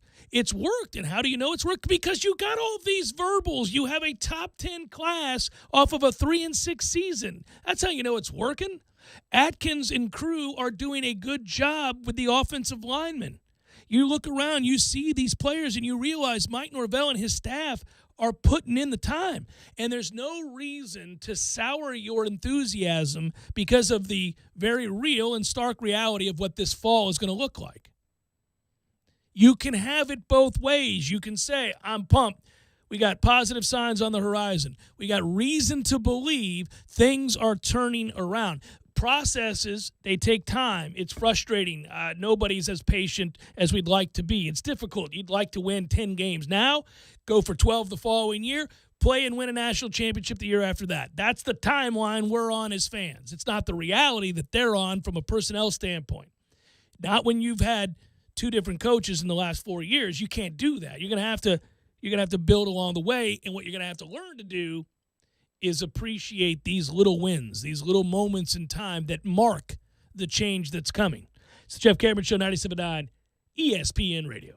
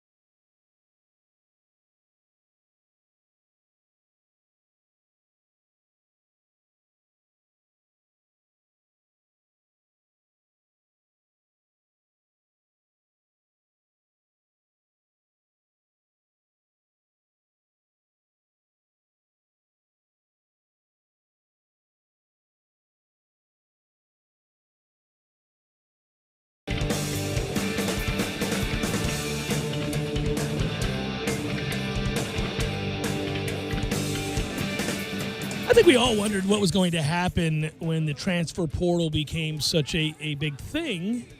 And I never had a problem with players being able to enter. Coaches come and go as they please. And so basically I got, that was my thought. Well, we don't hold coaches to anything. They can just kind of come and go as they please. And then leave a contract. They can just be like, I don't like this. Let's hit the reset button. Let's call it a day. So I was all right with players saying, yeah, man, this is not for me. But I did wonder way back when, two things. I wondered how many guys, and those numbers are growing increasingly, number of articles on this, how many guys are going to leave and then not find a home at another Division I program? So, like, I leave here because I'm unhappy with the role, or I don't like the culture, or whatever it is, and I just decide to leave. All right, fine. Nobody's arguing. You want to go, you can go. But a lot of these guys assume that they'll put their name in the portal and that there'll be 15 suitors waiting to pick them up, and they're finding that's not the case. And in some cases, quite a few, in fact, you're finding guys end up giving up a scholarship at a place like, let's say, Florida State, or another, well, we were once top tier, but a upper echelon Power 5 program, and they end up having to settle at a place that is hardly as prestigious or well thought of, and oftentimes not nearly as, say, high profile, or in some cases it's a whole division below. And in other cases, guys are having to basically go and play somewhere else almost as a glorified walk-on because they gave up a little early. I know that the other question, and I've wondered this, and I don't know how to get to the answer of this other than to talk to people who follow the portal exclusively or closely or follow recruiting to that degree, of which there are a bevy of folks to reach out to, and I think I will in the coming days. I am more just asking this rhetorically because I find it fascinating. But, and because it relates to a story today that I'll hit on in a second.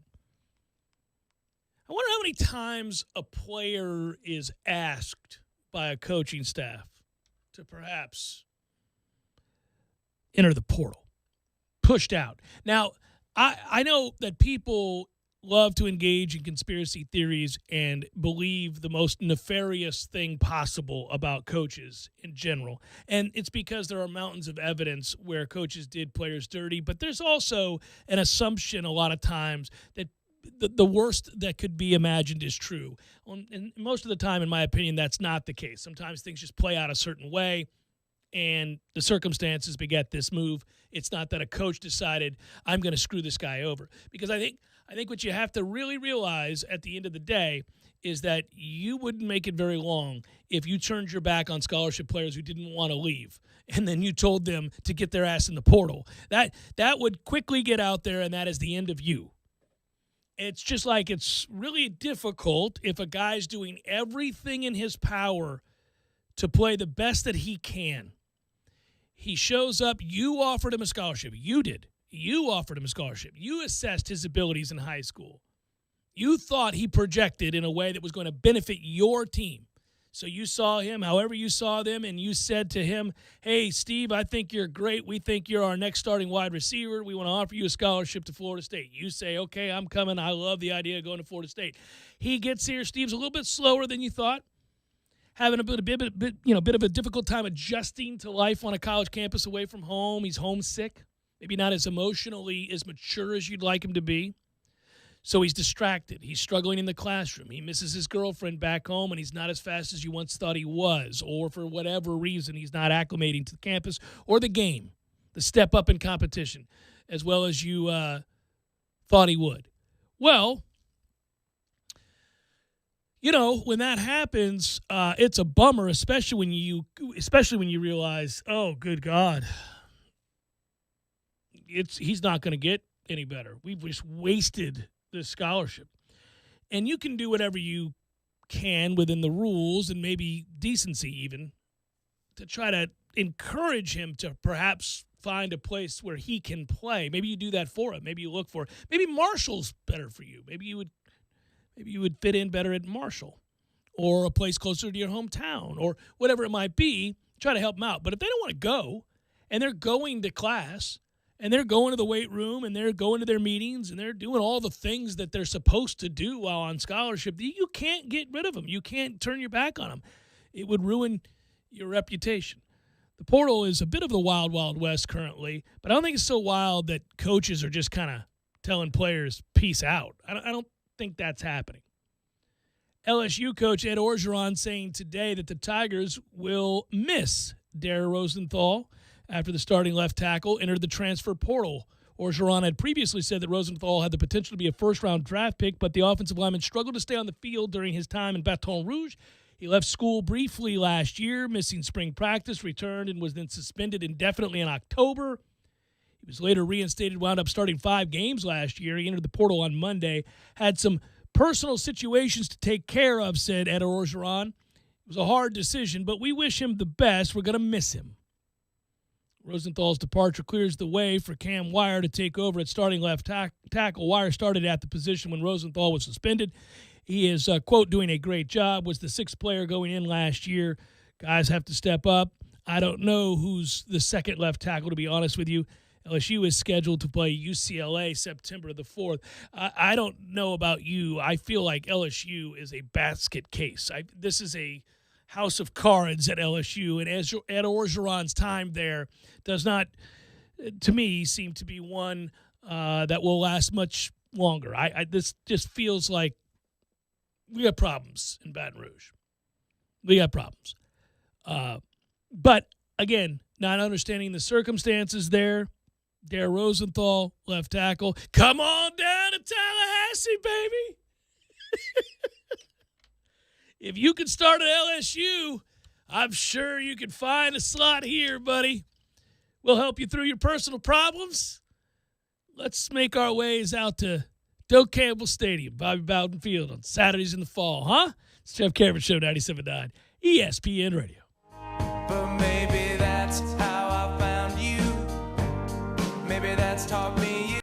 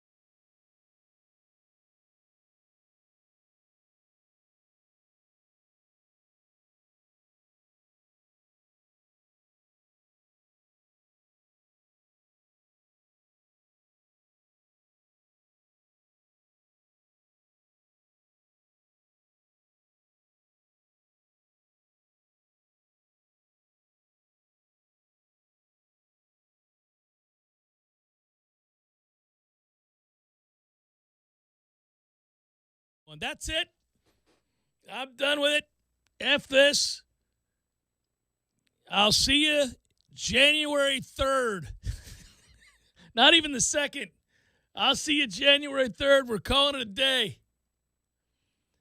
And I get it because you get swept up. You get swept away with, the feel good of December. And to be sure, I like the Christmas holiday and that time of year much more than I do, say, what we've got coming up with the 4th of July. And that's primarily to do with the fact that it's 1,000 degrees in the 4th of July. So I'm never looking forward to July. I'm always like, well, that's great. Yay. Yay. It's hot. Don't really want to be outside. I'm not rolling on over to Tom Brown Park to see all the rednecks laugh at, bad bands and celebrate piss-poor fireworks. I'm not doing it. So, it's not as fun. That said, I've entered into the mode. I don't care to be here. I'm going to let you know that right now. And I won't be here Friday. That's how that's going to go. The company gave us Monday off. I'm going to take it. I'm waffling. I may take Tuesday. I don't know. It's up in the air. Yay, America. We celebrate America's greatness by taking days off, contemplating the many years that America's been here. Imagine the celebration they have in, like, Spain or Italy. They've been around a little bit. Before we get to some baseball notes, I can't decide if I'm enthralled or at least engaged and impressed. I know I'm impressed. There's no getting around this. But I don't know what to think of Kyle Schwarber right now. This is it's not a little anything. It's a record-breaking stretch. He homered twice yesterday. He's the first Major League Baseball player ever in the history of baseball. There have been a lot of good baseball players, a lot better than Kyle Schwarber. Hit 15 home runs in a 17-day span. But I will tell you that I have enjoyed the swing. It's just such a pretty compact, preloaded. Don't you miss right now. That's your ass. Because I'm on repeat. And it doesn't matter. Fastball up, breaking ball away, slider at your feet. They get in on his hands, and he just opens up and lets it rock. It's quick, man. That drops that bat head. It is fun. That part I like because I've never done anything as well as he's currently swinging the bat. I've never done anything that well. When you watch a golfer in the midst of a stretch where, you can look at stats like, GIR and fairways hit, where they're just on repeat. It doesn't matter the tee shot. It doesn't matter the approach. They are locked in. And their slots, and you just watch it. It's effortless. It almost feels and looks mindless. They're not thinking. They're just doing. They're just stepping to the ball and doing. I really admire that. I think that what I admire about it isn't just the accomplishment of it. It's not the statistical nature of what Kyle Schwarber is doing right now. I mean, how many people know that? How many people know that man has hit 15 home runs in the last 17 days? It's an all-time record. Babe Ruth didn't do this. Nobody's done it, ever.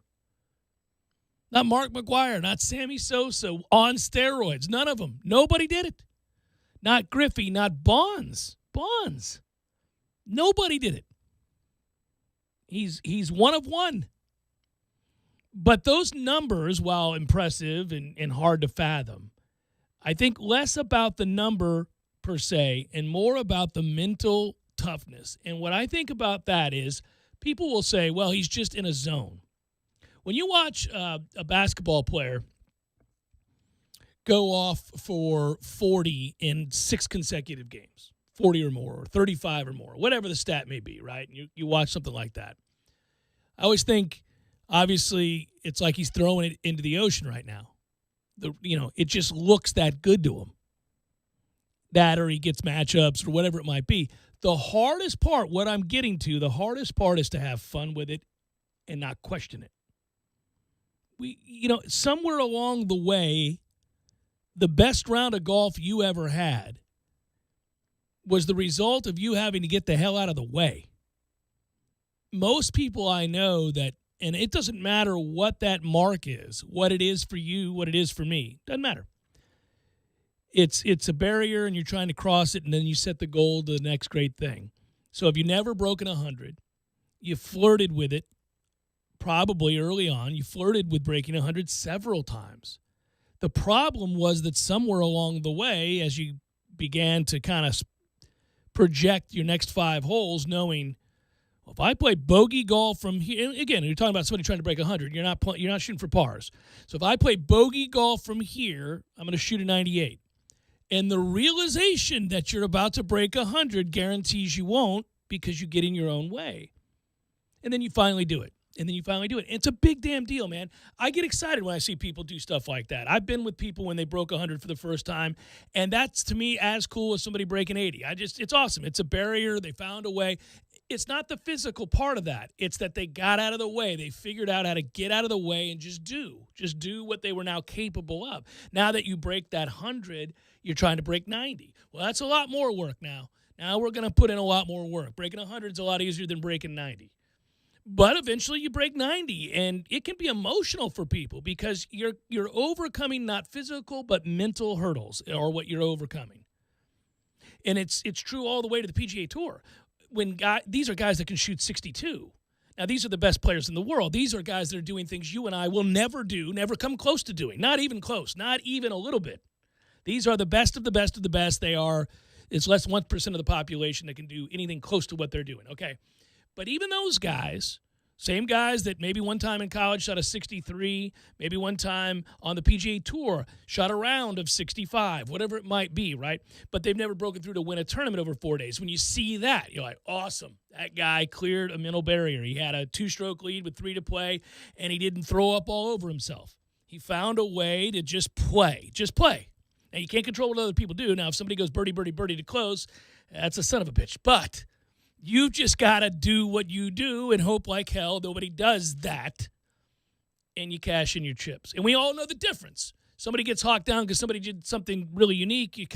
That's not a choke. That's just golf being cruel. You go out and do what Bubba Watson did over the weekend, who's won 12 times on tour, including 2 majors, and looking like a guy that's never, ever won in his life. That back 9 was disturbing, and this is on the heels of a U.S. Open that was incredibly disturbing to watch Bryson DeChambeau decide, here comes a 45 while I puke all over myself down the stretch as I made the turn with the lead. Oh, granted, tied for the lead, but you're tied for the lead.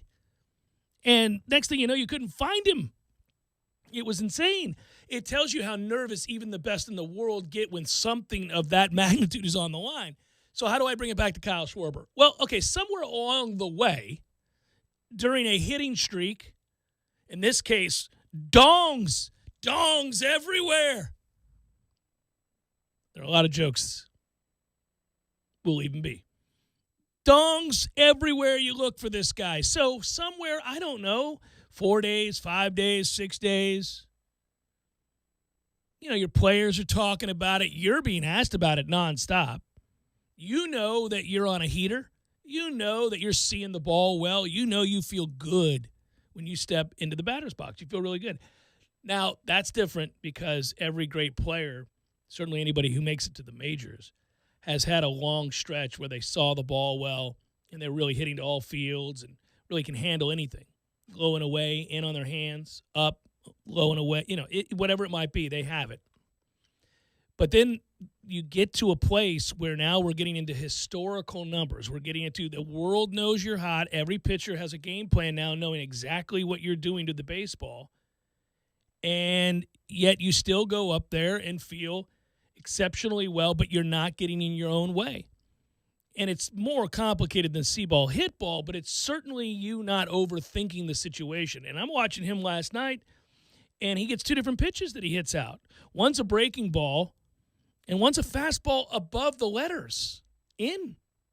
And that ball's tattooed. He gets around. That's upper tank. I don't know. And he's having fun. He's laughing as he's rounding the bases. He's laughing with his teammates. He's dancing in the dugout. I suppose that's the way you would handle it. I would like to dance. But even then, you're acknowledging the thing. That's why you're dancing. You're acknowledging the thing. And I don't know if that's requisite to doing it again. Clearly it is. It's a 3-1 breaking ball. The guy pitches him backwards and he hits it out. I mean, like, the guy knew better than to give him a fastball. He's like, I'll piss on that too. It's just crazy, and it's fun to watch, and I enjoy it.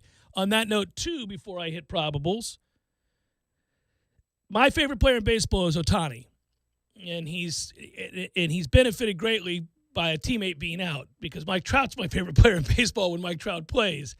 But Ohtani has now moved to the front of the line. I love Tatis.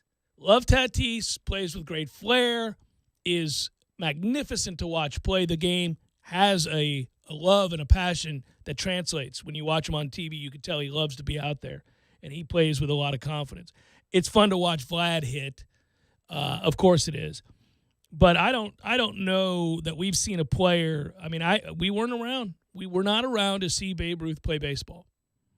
And there's a modern-day Babe Ruth right here amongst us. He is Babe Ruth. Now, Babe Ruth did it for a long period of time, and there weren't other players anywhere in the same stratosphere as him while he dominated the game, at least in terms of power numbers. Nobody else, like right now, Ohtani has 26 home runs, but so does Vladimir Guerrero Jr. So other people are hitting for the same sort of power and consistency. In Babe's time, he hit one year more home runs than the entirety of the American League combined. So there was nobody else doing what the Babe was doing. He was this mountainous man with unbelievable bat speed, huge forearms, strong hands, played with a bat bigger than everybody else's, and did things that were Herculean. Ruthian, as they ended up calling it, of course. But Ohtani, and that went along with, for the beginning of his career, Babe Ruth, that is, of course, a fairly dominant stretch of pitching. And Ohtani is that. He's really good at both. Really good. It's not just like a gimmick.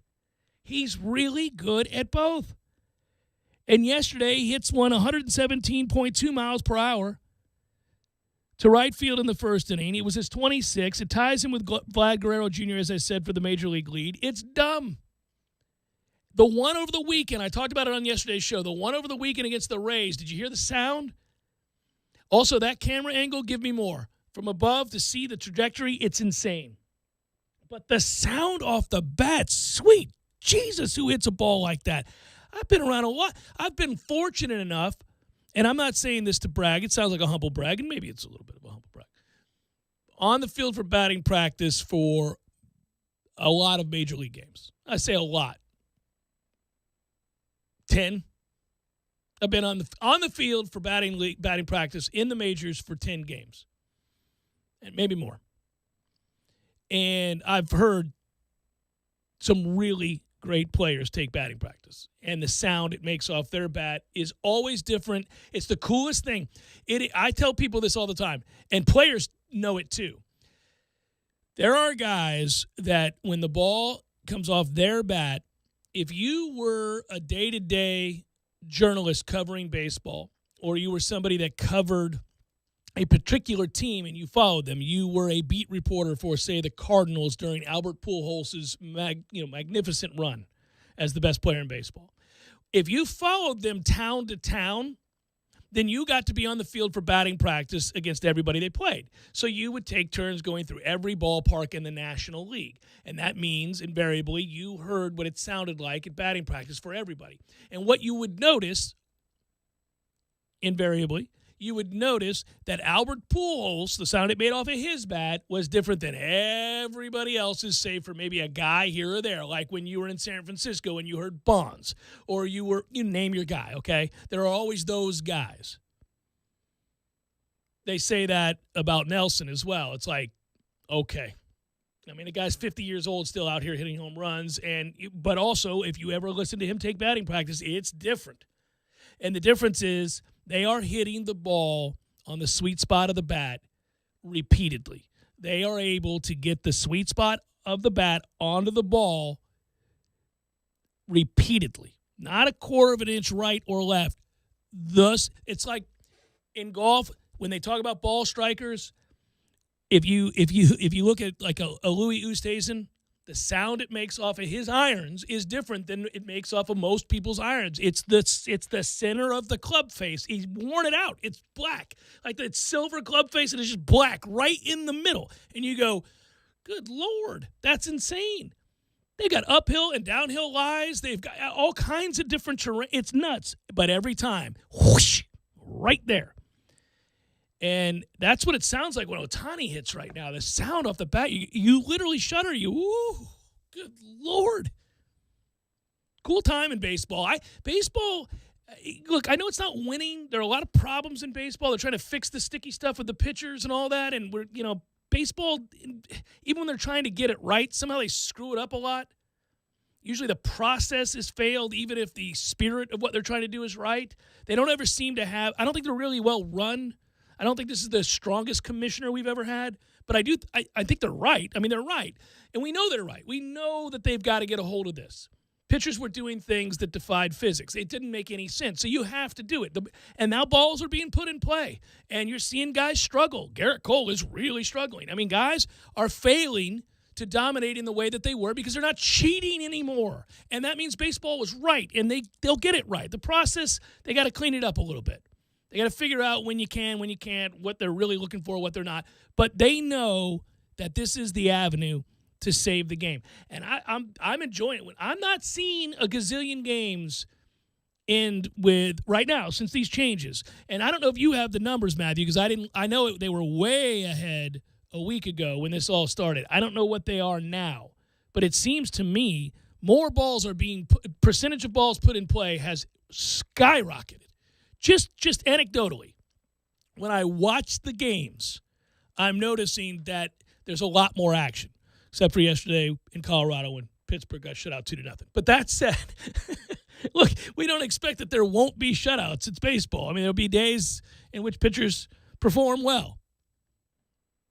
But it won't be on the regular that 3 starters who were average their whole career are producing spin rates that are unhittable. Like that. That won't happen any longer. I do think the second half of the season is going to be good for baseball. Let's do probables. Here we go. Fire it up. It's time for, how you say, with the pitching, probables? Rays, Nats, Rich Hill, Joe Ross, Angels, Yankees. Yankees lose again last night. Heartbreaking. Hate to see it.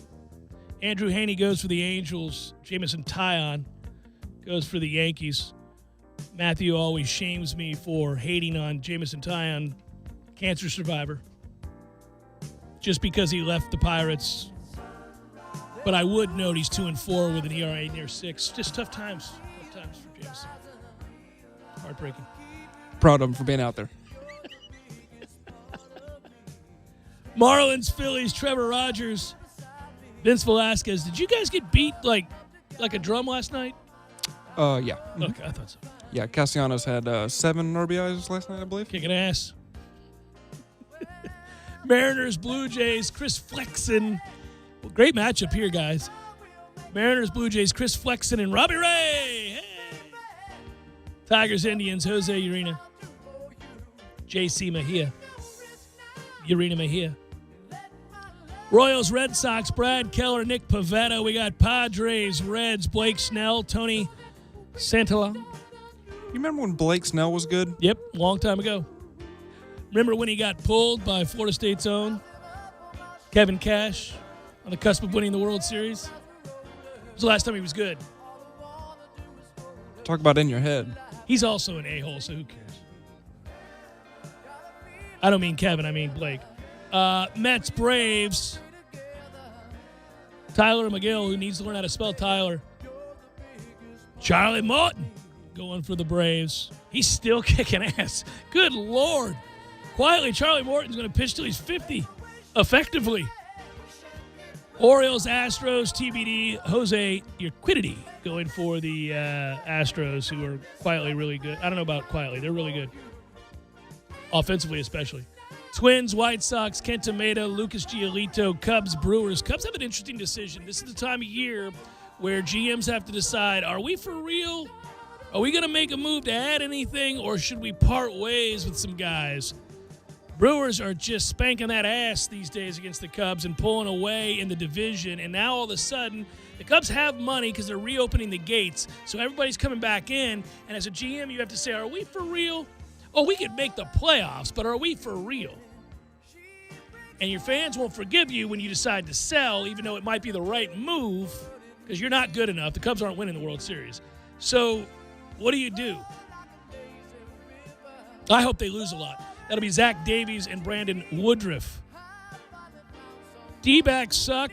Cardinals struggling a little bit. Pirates took 3 of 4 from the Redbirds. Greatest fans in baseball. Whatever. Caleb Smith and Carlos Martinez. Pirates, Rockies, Chase DeJong. Herman Marquez, Rangers, Athletics, Mike Fultonevich, James Caprielli. Look at me kicking ass today. And we got Giants, Dodgers, Kevin Gausman, and Walker Buehler. You can say Trapper Keeper. Trapper Keeper. There it is. And that's a look at those that shall reside on the boat.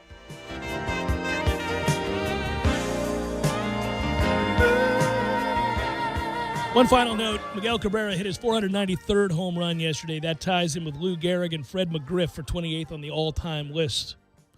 Lest you knew or did not. You know who's next on that list? Got a guess? What number did you say? Okay, he's tied now for 28th on the all-time list with 493 home runs. He passed Lou Gehrig, which is rather remarkable. But, you know, Lou Gehrig had Lou Gehrig's disease, so cut a career short. Fred McGriff. Nice hat. Who do you think is next? You got a guess about this? I watched his career. One of the greatest switch hitters of all time? Does that help you? Many teams? Eddie Murray. Eddie Murray. He was a great one. I saw him hit. I saw Eddie Murray hit his 496th and 97th. No, 497, 498. That's what it was, what I saw him hit. I just missed the following week. He hit his 500th home run, but I was there at Camden Yards when he went. And I have a picture of it, a still photo. Back in the days when you took regular photos and had them developed at the CVS. That was me. Good work out of you. Be well, everybody. Have a great night. We'll talk to you tomorrow. Peace. You changed my life.